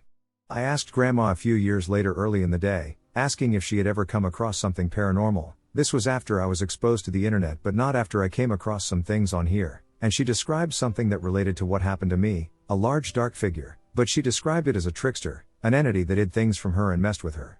I still didn't tell her what I came across, and I don't know if I should tell Grandma or Grandpa. If anyone knows about this entire ordeal or what Grandma and I should do, if you live in NM, tell me if you know anything. When I was 4 years old, my mom, aunt, and grandpa left to go help with disaster relief after Hurricane Katrina since my grandpa grew up in Louisiana and very much still considered it a massive part of who he was. I ended up living with my older cousin, younger brother, and grandma for a few weeks or longer since we didn't know when they would be back. One night, I woke up in my grandpa's recliner in the living room, where I usually slept, and noticed that the TV was tuned to either Boomerang or Cartoon Network. I remember hearing what sounded like noises coming from the hallway where the front door was and looking to see what it was and seeing some shadowy figure walking down the hallway. I just got up, ran up to it thinking it was my mom, and stopped maybe 2 feet away because I felt instant dread. I thought it was my mom, but it felt like something inside of me was telling me that it wasn't my mom. I just remember it looking down at me and me looking back into the weird, inky, swirling void that was its face before it said hello. I immediately burst into tears, ran back to the recliner, hid under my blanket, and closed my eyes. Then I remember waking up to what sounded like tapping on the entranceway that led into the living room and seeing the same figure. I started begging and yelling at my cousin and brother, who were sleeping on the couch, to wake up, but they never did. My grandma didn't wake up either, no matter how hard I was screaming or how loud. Nobody was there to help me. Then I remember seeing what looked like children start peeking over the entranceway at all angles. Sideways and upside down. I remember seeing maybe 20 around my age of all skin tones and hair colors. Then the figure I saw earlier just said hello again, and that was it for me. I just dove in between my cousin and my brother, trying to hide in between them, and passed out. I woke up in between them that morning and told my grandma everything. I don't know how many pictures I drew, But each one just disturbed my grandma. I remember just telling her how scary the shadowy figure was and how it wasn't a dream. The pictures she just threw away when I went to preschool that day and wouldn't even let me talk about it. I remember telling my first grade school therapist about it and drawing the pictures, and she just looked confused but terrified. I'm 23 now, and I still can't find answers. Thinking or even speaking about this event just terrifies me and makes me feel like something is near. The other day I was talking to my boyfriend about it, and weird things around our apartment happened for a solid few hours. Does anyone know what this could have been? It was back in 2015-16, I was 15, when I got my first smartphone and I was always on it, which made my mother very angry. One wintry night, around 1 a.m., I was still on my phone scrolling Facebook under the blanket covered head to toe to avoid getting caught by Mom. I wasn't allowed to lock my door as she would check on me sometimes. 10 to 15 minutes down the line, I hear soft footsteps coming from the other room. I assumed it was my mom, so I freaked out. I quickly kept my phone aside and pretended to be asleep but didn't stick my head out of the blanket because she was too clever to read my fake sleeping face. The footsteps felt like they stopped at the door entrance but didn't come inside. And then there was the sound of the breathing. Almost panting as if someone took the stairs to the 6th floor instead of the lift. My logical mind concluded that it was my mom being super angry because she figured I was not asleep. NGL, she had severe anger issues back then, and I was pretty scared of her when she got angry. But why would she just stand there and breathe for 2 minutes in the middle of the night instead of confronting me? After almost 5 minutes, which seemed like an eternity, I stuck my head out of the heavy blanket and looked outside because I couldn't stand the uncanny loud breathing anymore. There was no one. Not even the sound of someone's footsteps leaving. I went to my mom's room to find that she was fast asleep and snoring heavily. It suddenly struck my mind then that she has been on sleeping pills lately. It was just me and my mom in our house that night. Ceiling walker. I lived in an apartment that was built in the 70s-80s. It was a premier property back then, but over the years, it saw its best days fade. It had a mixed population. The complex was built on very uneven ground and historically sat on Native American lands. The area was also known for many skirmishes and deaths. I lived in 2 locations within that complex. At first, I lived in the midsection of the building on the 2nd floor near the management office. I never had any major issues there, except for the mouse problem. The straw that broke my back was when I finally saw a roach. That prompted me to move out. The ladies in the office offered me an apartment at the other end of the building with some new furnishings. It was a corner unit on the 3rd floor, far from the roaches. I was very happy with the offer because I had initially wanted to live on the top floor in a corner unit, fewer neighbors and no footsteps walking above you. Or so I thought. I was satisfied with the move once I got settled. It was so quiet, no roaches and far fewer mice. Eventually, I broke my lease because of the mice, but I digress. My partner at the time, now my wife, and I began experiencing something odd. We would hear footsteps above us every day, even though we were on the top floor. The footsteps seemed to follow us from the bedroom to the living room. I started noticing a pattern. When we went to bed and settled in for the night, we'd hear footsteps enter the room, pace in a circle in the corner, and finally settle there. The same thing happened when we went into the living room. The footsteps would eventually follow us, pacing in a circle in the corner of the room, and then stop and settle. This complex had a slanted roof, so I thought it might be possible for someone to be in the attic space. But why would they choose to be above our apartment? Why would they follow us from room to room? If I were hiding in an attic, I'd be very quiet to avoid exposing my hiding spot, so my theory of a stowaway didn't hold up. I also considered the possibility of neighbors downstairs, but the sound was distinctly coming from above us, and even more so, it felt like it was in our apartment. I came to the conclusion that the apartment was haunted by a spirit. I'd point this out to my partner, but she preferred to ignore spirits because of her spiritual background. She believes in spirits but doesn't engage with them unless she feels threatened. I, on the other hand, don't mind spirits and consider myself open to the paranormal, and somewhat of a demonologist. I almost became a priest and wanted to enter the field of exorcism, but I also wanted a family and respected the cloth. I've been told I have the gift of discernment, I see things or the truth in people. I also see things from the past, have visions of the future, and have had some remote viewing experiences. But I digress. Regarding the entity in the apartment, all I could see in my mind's eye was a white man in his mid to late 20s, bearded and somewhat disheveled. He wore a flannel shirt and blue jeans. This man would follow us from room to room, walking upside down on the ceiling, pacing in a circle, and finally settling. He would sit cross-legged, facing my partner and me during our daily routines, silently watching us. I had one other significant experience in that apartment. My partner lived very close to me, so close I could see her home from my apartment. One evening, she left for the night, and I went to bed. As I started to fall asleep, I felt my bed shaking. I calmly assessed my surroundings. I listened for the train several miles away, which we could faintly feel if it was heavy. But there was no train. I thought I might have a pinched nerve, so I adjusted my body. Now lying on my back, the bed continued to shake, harder than before. At this point, I became concerned. I had never experienced anything like this before. I decided it might be spiritual in nature and said the Our Father prayer. The bed continued to shake for about 30 seconds after the prayer. I called my partner to see if she wanted to come back and stay the night. She agreed but told me about her strange experience at her place. She lived with her grandmother. When she got home that evening, she went to open her locked bedroom door. The door wouldn't budge. She pushed and pushed with all her strength, but the handle wouldn't turn, and the door stayed shut. This freaked her out a bit, so she told her grandmother. Her grandmother, who was wise and spiritually powerful, came to the door. She cranked the handle as hard as she could and pushed, and the door eventually gave way. This all happened around the same time my bed was shaking. It was strange and coincidental. My partner eventually came to my rescue, and I felt much better with her there that night. LOL. Thanks for listening. We've had so many strange and astonishing experiences over the years. What's even better is that she has been my witness and I hers. We've also had others bear witness too. Shadowman in Telluride.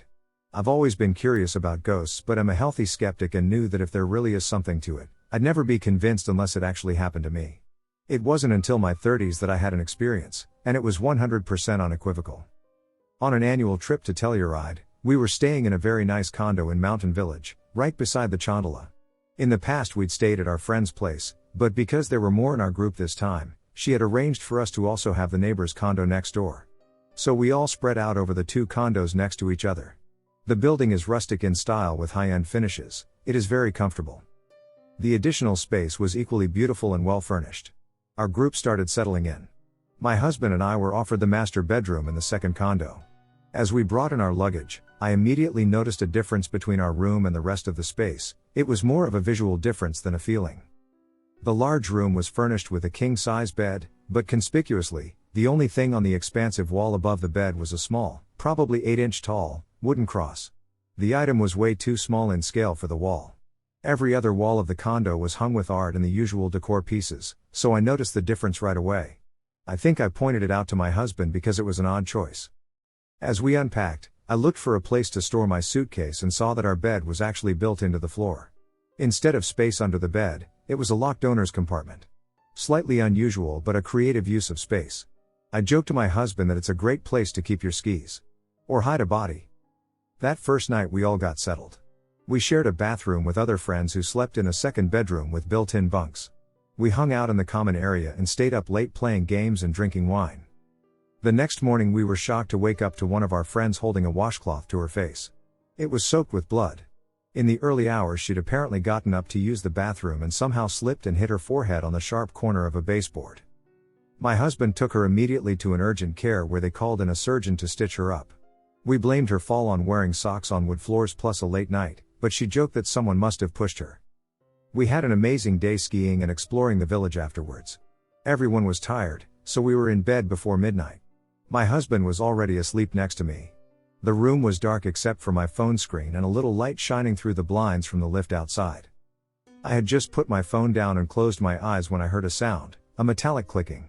From where I was lying, I couldn't see the door. It was out of view down the short entryway to the room, but I recognized the sound of the doorknob turning, followed by the door slowly creaking open.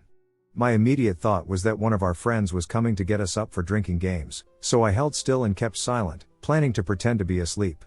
But as the figure moved into the room and into my view, I quickly realized it was the shadow of a large man. The only male staying in our condo was my husband, so I assumed this must be another friend's husband from the other condo next door. We didn't know him very well, so I was surprised and livid that he had just let himself into our room so brazenly. I started to sit up to ask what the duck he was doing when the form passed the foot of the bed and in front of the windows, where I realized all at once that I could see through him. The light from the blinds was slightly visible through the dark form. I could see the definite shape of a man, and he even appeared to be wearing a black long-sleeve thermal with a black t-shirt on top. At the same time, I realized the shadow form didn't have a face, It was just a dark hollow in the head. The shadow moved very quickly and purposefully around the bed to the side where my husband was sleeping. It bent down aggressively very close to his face. It seemed to have something in its hand, and I panicked, sure that we were being physically attacked. A loud growling voice exploded in my head. It shouted, "Get out." I tried to scream, but the sound came out slow and guttural. If you've ever had a dream where you try to speak or shout and can't, where your voice just won't work and seems to be stuck in slow-mo, that's how it felt. I lunged toward my husband and shook him awake. Right away he started trying to calm me down and tell me I'd been dreaming. The figure was gone, but the growling voice was still shouting over and over again, "Get out! Get out! Get out!" My husband obviously wasn't hearing it. He flipped on the light, and the voice stopped. I quickly explained what happened and could see it freaked him out, but he hadn't heard or seen anything. We put the TV on for some background noise and left the light on. The rest of that night, just as I would start to fall asleep, the voice would come back to scream in my head, "Get out." I finally spoke out loud to the room that we would leave in the morning. Eventually, I fell asleep. True to our word, we packed up the next morning and moved our stuff to the other condo. This had been the plan anyway, as some of our group were leaving, and we consolidated. Exiting the room now, I looked at the solitary cross above the bed and wondered if we were not the first to be tormented in this room. I also thought about the locked compartment under the bed and the joke I'd made. It all seemed a whole lot creepier now. Retelling the story over lunch at Gorono, most were entertained and not too concerned. The owners of the condo spent the majority of the year at home in Switzerland, and they had never mentioned anything weird happening. Then someone remembered how our friend who fell said she was pushed, and the mood shifted a bit. It freaked me out the most. If shadow people could open a door and push, what else could they do? What could it have done? Maybe that little cross did protect us in a small way. Shape-shifting, demon, spirit, ETB? I've always been a conscious sleeper, unless in deep sleep. Most of the time I know I am asleep and aware of my surroundings. It was a few years ago that I had this encounter, and I have never gotten an explanation for it. It was night, I was in my room sleeping when I suddenly had this feeling something was watching me. I've always had a pretty strong gut feeling about things, and 99% of the time it is correct. I remember slowly opening my eyes to my mom standing at the edge of my bed. My eyes adjusted pretty quickly, and I noticed she hadn't moved since I woke up. The thing is, it looked exactly like my mom and was even wearing what she wore to bed that night, but there just seemed something so wrong with her. Her stance was odd, it seemed very weighted down even with normal posture, and her eyes, I don't even know how to explain it, but they were her eyes, but not her eyes. It was kind of like something was wearing her skin. She honestly looked lifeless, soulless even. Since she was still staring at me, I kind of thought she was zoned out, so I was like, "Mom. Mom," to try to gather her attention, but I was still given the same soulless stare. At that point there still wasn't a light on, so I turned to put my lamp on, taking my eyes off of her. I probably looked away for about 1 second, but when I turned back, she was gone. The door is quite literally next to my lamp, so I know she definitely didn't run out of my room, and this was the second I knew 100% something was up, so I got out of bed and ran to her room. She was literally fast asleep, snoring and everything, and I know it takes my mom a long time to get into that sleeping state. I was so freaked out, so I woke her up and asked if she had come into my room, and she was like, "What are you talking about?" The whole encounter with this thing was probably about 10 to 15 seconds long, so I know for sure it wanted to be seen. I don't know what it was or what their intention was. Was it there to hurt me or to scare me? Did it do what it even wanted to do? If anyone has had a similar experience or even knows what this could have been, I'd really appreciate it if you could just comment on this.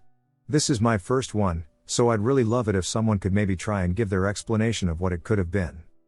Thanks for listening to this. My paranormal experiences.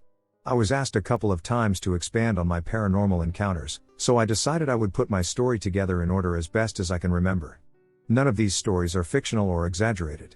These are my paranormal experiences or weird moments in my life so far. 1. The beginning. My paranormal experiences started when I was roughly 6 years old. My first experience was very unexpected since at this point in life I didn't really know about the paranormal or spirits. One evening, I was watching TV by myself in the living room while my parents were napping. As I was watching, I suddenly felt a chill on the back of my neck, followed by what felt like someone pushing a firm single finger straight down into the top of my shoulder. As that happened simultaneously, I heard someone whisper hello behind my right ear. At that, I sprinted into my parents' room, telling them I heard someone whisper in my ear and that someone was in the house. They brushed me off and didn't check for me. To this day, I wonder if this event somehow opened me up to the years of events that followed. 2. Closet encounter. After this incident, unexplainable things started to happen in my house. My stepdad liked to scare me from time to time, and he would hide in my closet before bed and poke at my feet to scare me. One night before bed, I checked my closet and closed it, knowing nobody was in there. Not long after I lay down, I could hear the door to my closet sliding open. When I looked at the dark crack in the closet, I saw red eyes staring back at me. I ran, flicked the lights on, and opened the door thinking my stepdad was in there trying to scare me again, but nobody was in there, and those eyes were gone too. 3. The eyes in the bathroom vent. Another experience I would have frequently involved the bathroom. When I took a bath, I would always see the same red eyes from the closet in the vent above the bathtub, just watching me. It made me extremely uncomfortable, and I spent most of my bath time throwing a wet cloth at the vent. Usually, whenever I hit it dead on, the eyes would disappear. Until the next time I had a bath, that is. 4. The first apparition. One night, my older brother and I were hanging out, playing games. He asked me to go upstairs to grab him a cup of ice cubes, he liked to eat them. As I was walking up the staircase, I looked up towards the railing that overlooked the downstairs. Standing there leaning onto the wooden railings was a figure dressed in a long, heavy-looking hooded robe. Its face was shrouded in blackness, and I couldn't see any defining features. I don't know why, but I continued walking up the stairs, but I noticed that as I moved, this entity stopped leaning on the railing and began mimicking my movements in reverse. Every step I took up, it would take one step backward toward the kitchen. When I reached the top of the stairs, the figure had made it to the doorway of our kitchen, where it stood. It glanced in my direction and vanished right before my eyes. 5. The second apparition. I saw this figure one more time while I lived at this property. I was upstairs on the computer, playing World of Warcraft, which had just recently been released. As I was playing, I started to hear cracking sounds, like someone cracking their knuckles. I thought I was alone in the house at the time, so it struck me as odd. I got up and opened the door to the hallway leading to the same staircase and kitchen area. When I opened the door, the figure was standing at the end of the hall. It wasn't looking at me, though, but I could hear the cracking sound again, realizing that it was coming from this entity. I slammed the door shut and locked it. About 10 seconds after shutting the door, I heard a strange sound that I can't even describe. It was followed by what sounded like the door being pushed hard, like as if a big gust of wind had hit it. To this day, I have no idea who, or what, that was, why it was there, or if it was trying to connect with me.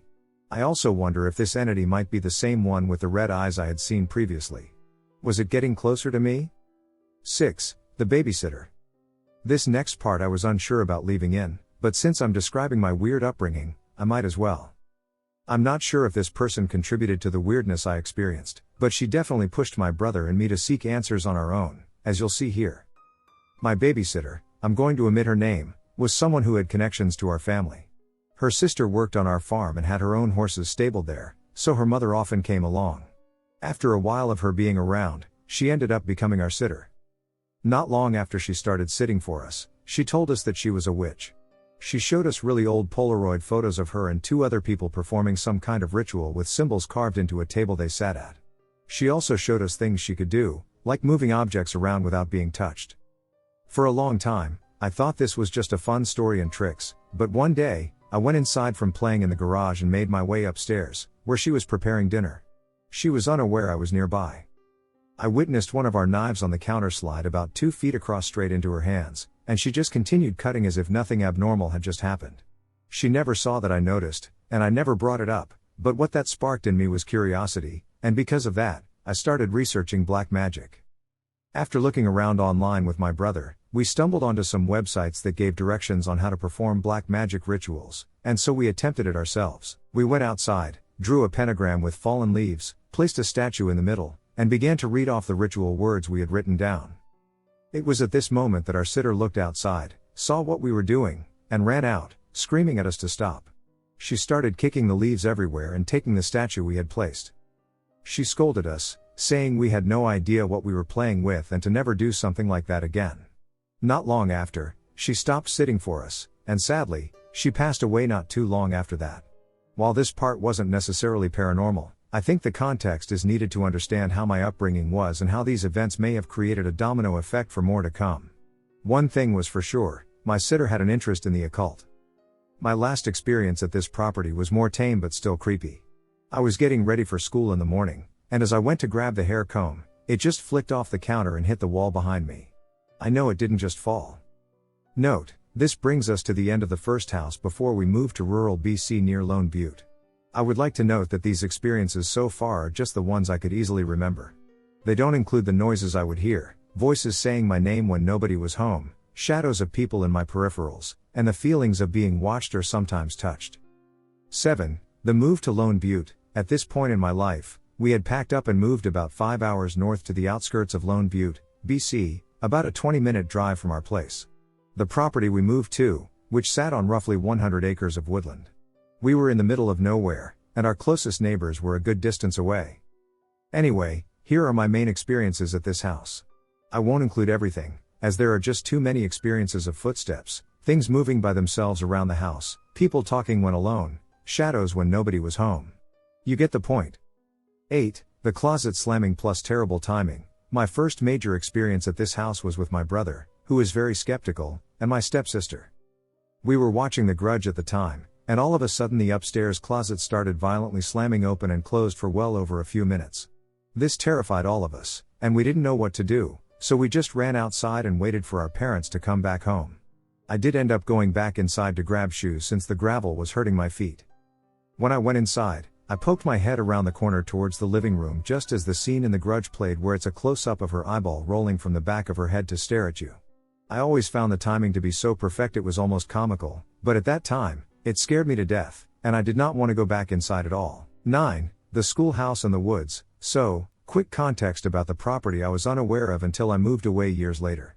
The property we lived on in Lone Butte was around 100 acres and was old native land. The property had 2 barns, one for the horses and one for storage/workshop, but it wasn't always just a barn for storage. It used to be an old school where the Catholic priest would bring the native children and force them lessons about Christ. This place on the property was burnt down at one point and then rebuilt. It even had the old desk and chairs stacked up in the corner of it. There are rumors I've heard of possible mass graves being tied to places and that these schoolhouses were not particularly kind towards the native children. Anyways, my experiences with this schoolhouse along with my brother are that we've both seen the faces of kids in the glass, and lights from the workshop would randomly turn on and off at all hours of the day or night. The woods at this property were just as spooky. We would find old leather belts tied up to trees, pickaxes, machetes, long and deep gouges ripped out of trees, and prints of large animals around the forest. We also found what I think was a junkyard for old vintage cars. Some have been there so long trees were growing through them. The shadows are alive. My shadow person encounter. The story you're about to listen to is real. I've finally decided to go public with my experiences after nearly 3 decades with just a few close family members and friends knowing. I have some great stories to share for those willing to listen. I'm open to speaking on podcasts and other platforms. This was only my first occurrence with shadow people growing up. I experienced numerous encounters with shadow people, primarily during my preteen to teen years. Most of my paranormal experiences occurred within a range of 15 or so years, give or take. My earliest experience began when I was 3 years old or so, and my last profound experience tapered off around 19 years old. The story begins with my first paranormal experience with shadow people. My parents met in the late 80s, and they were both serving members of the military. Shortly after they met, both my parents were assigned to an Air Force base in Ontario. I was born in there, and my brother followed shortly afterwards. Roughly a year after my brother was born, we were transferred to the province of Quebec. We were located in a highly francophone region in Quebec, where my father had been posted to an army base. My parents decided to buy a house in a neighboring town. It wasn't a luxury home, but I enjoyed my time there as a kid. We had a large backyard, which I spent a lot of time in. The history of the house is unknown to my family. From the looks of it, the house didn't appear haunted. It was simply a typical 1970s-80s middle-class neighborhood house. I suppose this might be one of many visions of what a basic family home would look like in North America. In this house, at 3 years old, everything started. We were what I thought was an average family, but happy and in good health.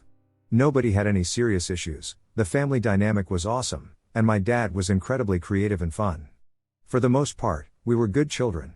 We did well in our early school years, and we weren't too spoiled, especially because we couldn't afford to be. But my mother did everything she could to pamper me and my brother. She wanted a good life for us. She would save her money to ensure we always had new clothes and shoes for school. She also always taught us good manners, to treat all people with respect, and to not judge others. Despite their eventual separation, they remained to be amazing parents. They always did their best to offer us a good life. When we moved to this town, my mother sacrificed her service to follow my father's. I believe it was a fluke that they were previously posted to the same base, because in the 1980s, career managers were not as accommodating to service couples as they are now in Canada.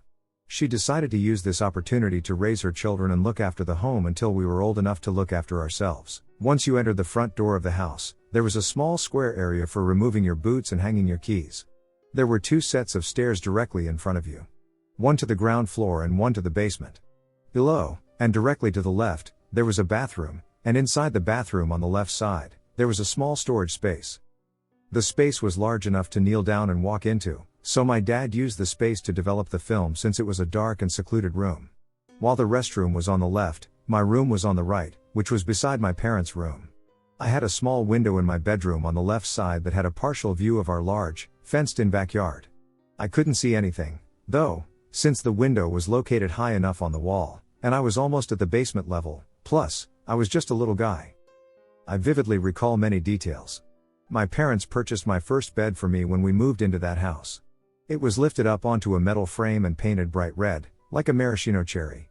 There was also a railing that my parents later took off when I became older. It was between the age of 3 to 4 years old, but well before kindergarten before I experienced something so impactful, that it would forever be burned into my head until this day. Most nights, we probably went to bed between 7 p.m. and 8 p.m. We were familiar with the routine, and we followed it. We had a very military style of discipline in our home. Not only were my parents in the military, but so were the previous generations in my family, and that culture carried on. We weren't perfect kids, but I like to think we were well-behaved kids. One night, which looks identical to all other nights as a child, except for Christmas, I awoke in my cherry red bed. I knew it was late, because it was dark outside from my window, but not so late that my parents were asleep, because I could hear them talking upstairs with the TV on. I struggled to fall asleep, so I lay down on my bed, looking around the room like any curious child. I was getting uncomfortable, so I turned over to my left side, which would have been facing the door to my bedroom. It was dark enough in the room, but I was in my room long enough for my eyes to be well adapted to the darkness at this stage. The only light I had from my room was the gentle backside of a faint porch light and any ambient light from the moon, if any. I looked around the room, and then I began to draw my attention to my bedroom door. It had passively piqued my interest because I noticed that the area located directly in front of my closed bedroom door was unusually dark. I remember being able to look at the surrounding walls, but not that specific area for some reason. I kept watching the black mass, and I looked away a few times, still looking around the room. I looked back at the door and, in the confusion, saw an opaque black figure in the outline of a person standing right there. It was probably about 8 feet away or so, give or take. I wasn't initially scared, and instead, I think I kind of giggled, thinking it looked like a person and that some object in my room was obviously creating a very telling shadow of a humanoid. I kept looking into the shadows, but I started to realize that something seemed strange. The shadow itself was not on the wall, it was off the wall, in the room, standing like a person and opaque black in color. No light seemed to come through, it was not transparent, it was not translucent, it was a deep black hole, black. I was still confused, and I didn't put too much thought into it, so I kept gazing. In one moment, I was relaxed and intrigued as to what was causing this image in front of me, but in the next, I was struck with paralyzing fear as I started to see the figure move towards me. It wasn't walking like a human, or something I even recognized on the planet at that moment in my life. There were almost no features. There was no face, but I could clearly discern the shape of the body, arms, legs, and so on. He resembled a man. When the shadow approached me, it didn't do so by walking. There were no fluid, human-like limbs moving around in a human-like, or even earth-like, fashion. This shadow would vanish, then reappear a step or two closer in a moment, as fast as a shutter can trigger on a camera. I didn't stop looking. I could not shout, I trembled, I cried, and I had my blankets set against my eyes, but I kept watching, as if it was a film. It continued to move itself towards me. Disappearing, reappearing, disappearing, reappearing. Until he stood right over me by my nightstand. I was petrified by that moment. With the speed, I threw the blankets over my head, and I buried my face as deeply into the pillows and blankets as I could without suffocating. It never left. My eyes were closed, but it made no difference. 3 of these shadows were penetrating their way into my mind even though my eyes were sealed shut. These shadows were morphing vividly into horrifying faces, shapes, and grotesque images, all with the purpose of causing overwhelming fear. I could see them in my head, they were clear as day. It was almost like they were telling me, "You can't hide from us." I felt them taking great pleasure in my fear. It was very dark and sinister, and I couldn't get these figures to leave. I felt trapped, like a deer being surrounded by wolves. I could no longer bear it, as I knew I had no place to hide. Somehow, I had the courage to dash out of my room and scream for my parents. I remember running up the stairs to the living room, tripping on the way as I shouted, "Mom, why? Dad, I have a man in my bedroom." I was emotionally distraught, weeping, trembling, and hyperventilating.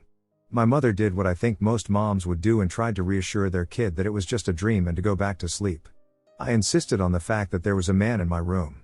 My parents took me back to bed, turned on the light, and said a prayer while leaving a holy crucifix underneath my pillow. It is the only case I can recall in this specific town. But it wasn't my last experience. They came back at times later in my life, from the age of 9 to 18, and at a much higher intensity. I think I'm haunted. Like the title says, I genuinely believe I myself, not the areas I've lived in or have been to, am haunted. I wish this could be shorter, but there's a whole lot to say, and I'd appreciate some feedback. I also know that this community doesn't like sleep paralysis stories, but I know that mine weren't just sleep paralysis but were paranormal encounters. As a kid, I went through a lot. It really messed me up when my dad left my mom, and it made me feel really unsafe. I don't know why, but I've felt like something has been after me my whole life. No bullshit. I was strangely aware of death from a very young age, and it terrified me to even think of my family members dying, and I'd have terrible nightmares about awful things happening to my brother, dad, or mom, starting at age 6 that I can remember. I've also had sleep paralysis my entire life but didn't know what it was until a few years ago. I also realized that the stories I mention here weren't really sleep paralysis but real encounters. I do have sleep paralysis on occasion, but it is nothing like what I describe here. So on one hand, I was scared to fall asleep because of my awful nightmares, and on the other, I was terrified of seeing the things I saw then and still see today. I had 2 windows in my room, one behind my bed and the other next to my bed. I kept my curtains open because the streetlight made me more comfortable falling asleep than my nightlight, as all of the nightlights I had would mysteriously lose battery life after a few days and would flash randomly on and off throughout the night and day or make clicky noises. I remember so clearly, as it happened frequently from when I was maybe 7 to age 12, when we moved out of that house, seeing a figure outside of my window. A moving figure. Usually as dark as the night and in some sort of robe, looked a lot like the ghost of Christmas Future, and this same figure occurred in many of my nightmares as well. It usually just planted a hand on the window or started banging on it and continued to do so until I fell asleep. Other times, I'd wake up to my sleep paralysis. I genuinely saw the figure in the window because it was always before I fell asleep and never woke me up in the middle of the night, so I know it wasn't sleep paralysis and I could move just fine. And a similar figure, dark but not robed and usually donned a wide-brimmed hat, stood in the center of my room. He usually reached out to me, but other times he just stood there, watching, even though I couldn't see if he had eyes. That was when I was a child and lived in that house. That was pretty much all the creepy stuff that happened there, and yet I didn't really believe in ghosts until I was 13. The problem is, I'm pretty sure I'm the one that's haunted. My mom's apartment, after we moved from our previous house, which was new, and no one had died in, so it is very mysterious that I had these experiences, is old as hell. This apartment was originally built in 1920 and was only recently, barely, restored. It has its problems, like leaky ceilings and bugs, but that's about it. But maybe the first time I experienced anything here was when I was 13. My room was really messy in the farther half of my room, where my TV was set up. Very strangely, the 2 cats we had would not go past the front half of my room, toward my closet and TV. I was really curious about it one time and set my cat carefully in front of my TV, where she screeched, not something she ever did, and sprinted out of my room. She was obsessed with me and mostly spent her time in my room, but only in the front half where my bed was. My mom even peeked in on her meowing at the TV one time when I was at my dad's. Then one night, I had gotten ready for bed and was about to lie down when I noticed the light coming from the other half of my room. My DVD player was on. And I hadn't used my TV or the DVD player in months. And it hadn't been on just 30 minutes prior, so what the hell happened? I knew damn well the cats wouldn't go near it. So I went to turn it off, and the DVD player has this little screen on it that says what it's doing, Things like searching, ejecting, and turning off, but this time it said something that I've never even seen it say before: controls. The DVD player settings button and a few more options take you to the screen where it says that. But I didn't press those buttons. And neither did the cats. So I turned it off and strangely fell asleep just fine. Little things have happened in my mom's apartment since, but nothing that could be clearly described as a paranormal occurrence. This has been the case up until the last few years. I changed my room around in my mom's apartment when I was 16. I put a bigger bed on the wall in the far half of my room where the TV used to be and moved the TV to the front. The first thing I noticed was in my old Kinect, which sat on top of the TV. It was a big box TV. I never used the Kinect, but it was connected to the Xbox and would turn on when I turned on the Xbox. I could see the little Kinect icon on my home screen and began noticing figures behind me, where my TV had been and now my bed was, but they didn't move. They were very humanoid, and nothing in my room would make those shapes, let alone show up so prominently on the Kinect. Then came the touching. I began to feel someone touching me all the time. I would lie in bed and feel someone slowly press up against me. I would be in my kitchen and suddenly feel someone touch my back or shoulder when no one else was home. I could even be in school, standing behind my friends with no one else behind me, and feel someone touch my shoulder. That's when I also realized that it wasn't just happening at home. Not to mention my sleep paralysis began to get worse when I slept in my bed after it moved to the paranormal side of my room. But it changed from that figure to other things, like spiders crawling all over me or a human intruder breaking into my room through my window and reaching in their hand. I could see it, hear it all happening, but no one was there. I can tell now that that was real sleep paralysis, instead of my paranormal kinds, as they were brief and didn't feel as threatening. My paranormal kind lasts hours. It feels more ominous than threatening, even as a child. Then came the name calling. You know the feeling you get when someone says your name, but they didn't? Now imagine that happening when no one's there. Everywhere I went, school, dad's house, mom's house, someone was calling my name, usually in my own voice or some man's, but the voice was never creepy. If it was my voice, it sounded like I was screaming my own name, but if it was that man's, it sounded almost loving and caring, and no one was there.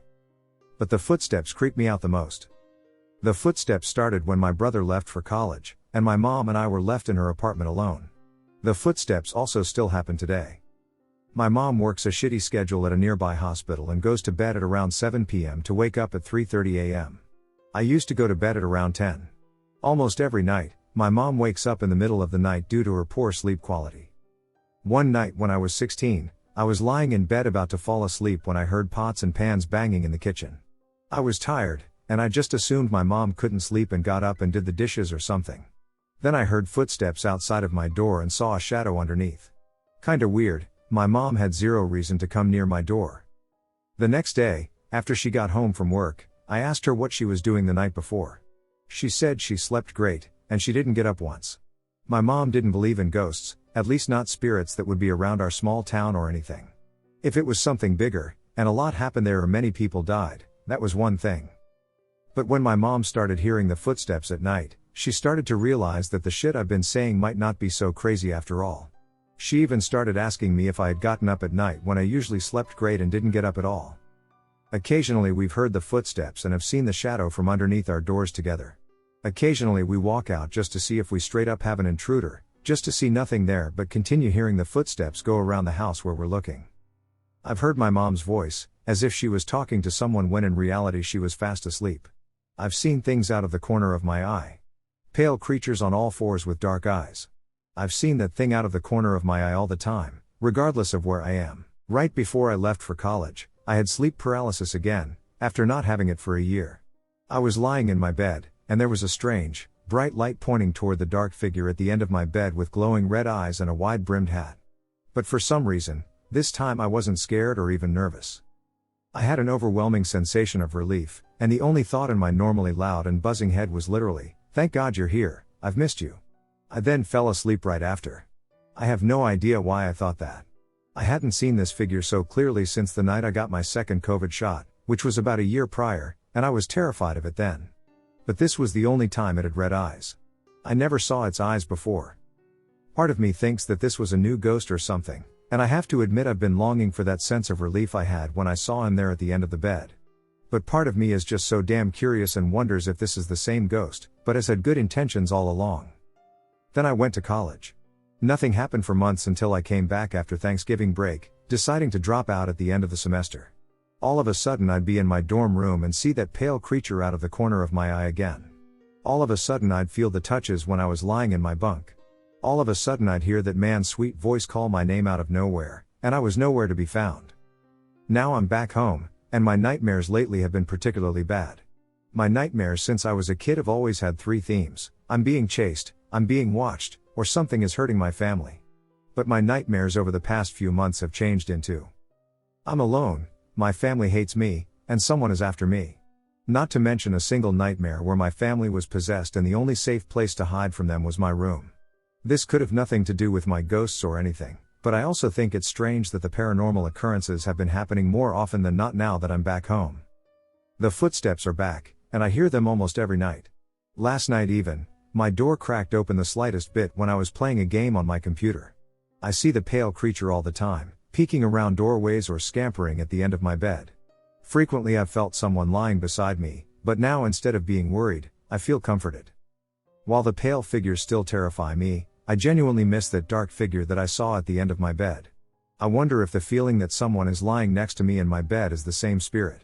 I've tried talking to him. I say him because it's a rather overwhelming masculine presence that I feel, but without, actual ghost equipment, which may or may not even work, I can't get an actual answer. All I can say is that it doesn't seem that he can move things.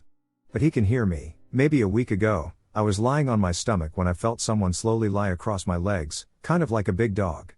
But my back stiffened, so right when I was about to roll over, I said, "I'm going to roll over now, but if you want to lie with me, you can after I move." And I rolled over and felt a whole body lay on top of me, to the point that I thought that if I opened my eyes, I would see his face. I opened my eyes, but obviously, no one was there. I even looked down at my legs, still feeling numb and feeling the weight of someone on me when no one was there. But it was comforting. I've started calling him my ghostie since he seems to care about me. I've considered that this could be like a ploy of a demon or something. But I don't feel drained. Now that I'm back home, I actually feel happier than I've been in my entire life, ghosts and all. I think I could have created an egregore, a spirit that manifests out of mass feelings of sadness or depression, or something from the trauma I had when I was a kid. I was a very depressed little girl, and I remember contemplating offing myself when I was in first grade. But that wouldn't explain why I still have these experiences when I'm happy, and they're even stronger. And what are the pale creatures I see lurking around? I actually see those at my dad's house more often than here at my mom's, but I'll discuss what happened at my dad's place in another post. And why would I start being comforted by the same spirit that caused me so much fear and depression in the first place? I'd love to hear what everyone thinks of this. Am I haunted, or am I just going to coincidentally haunted places? Why would they specifically target me?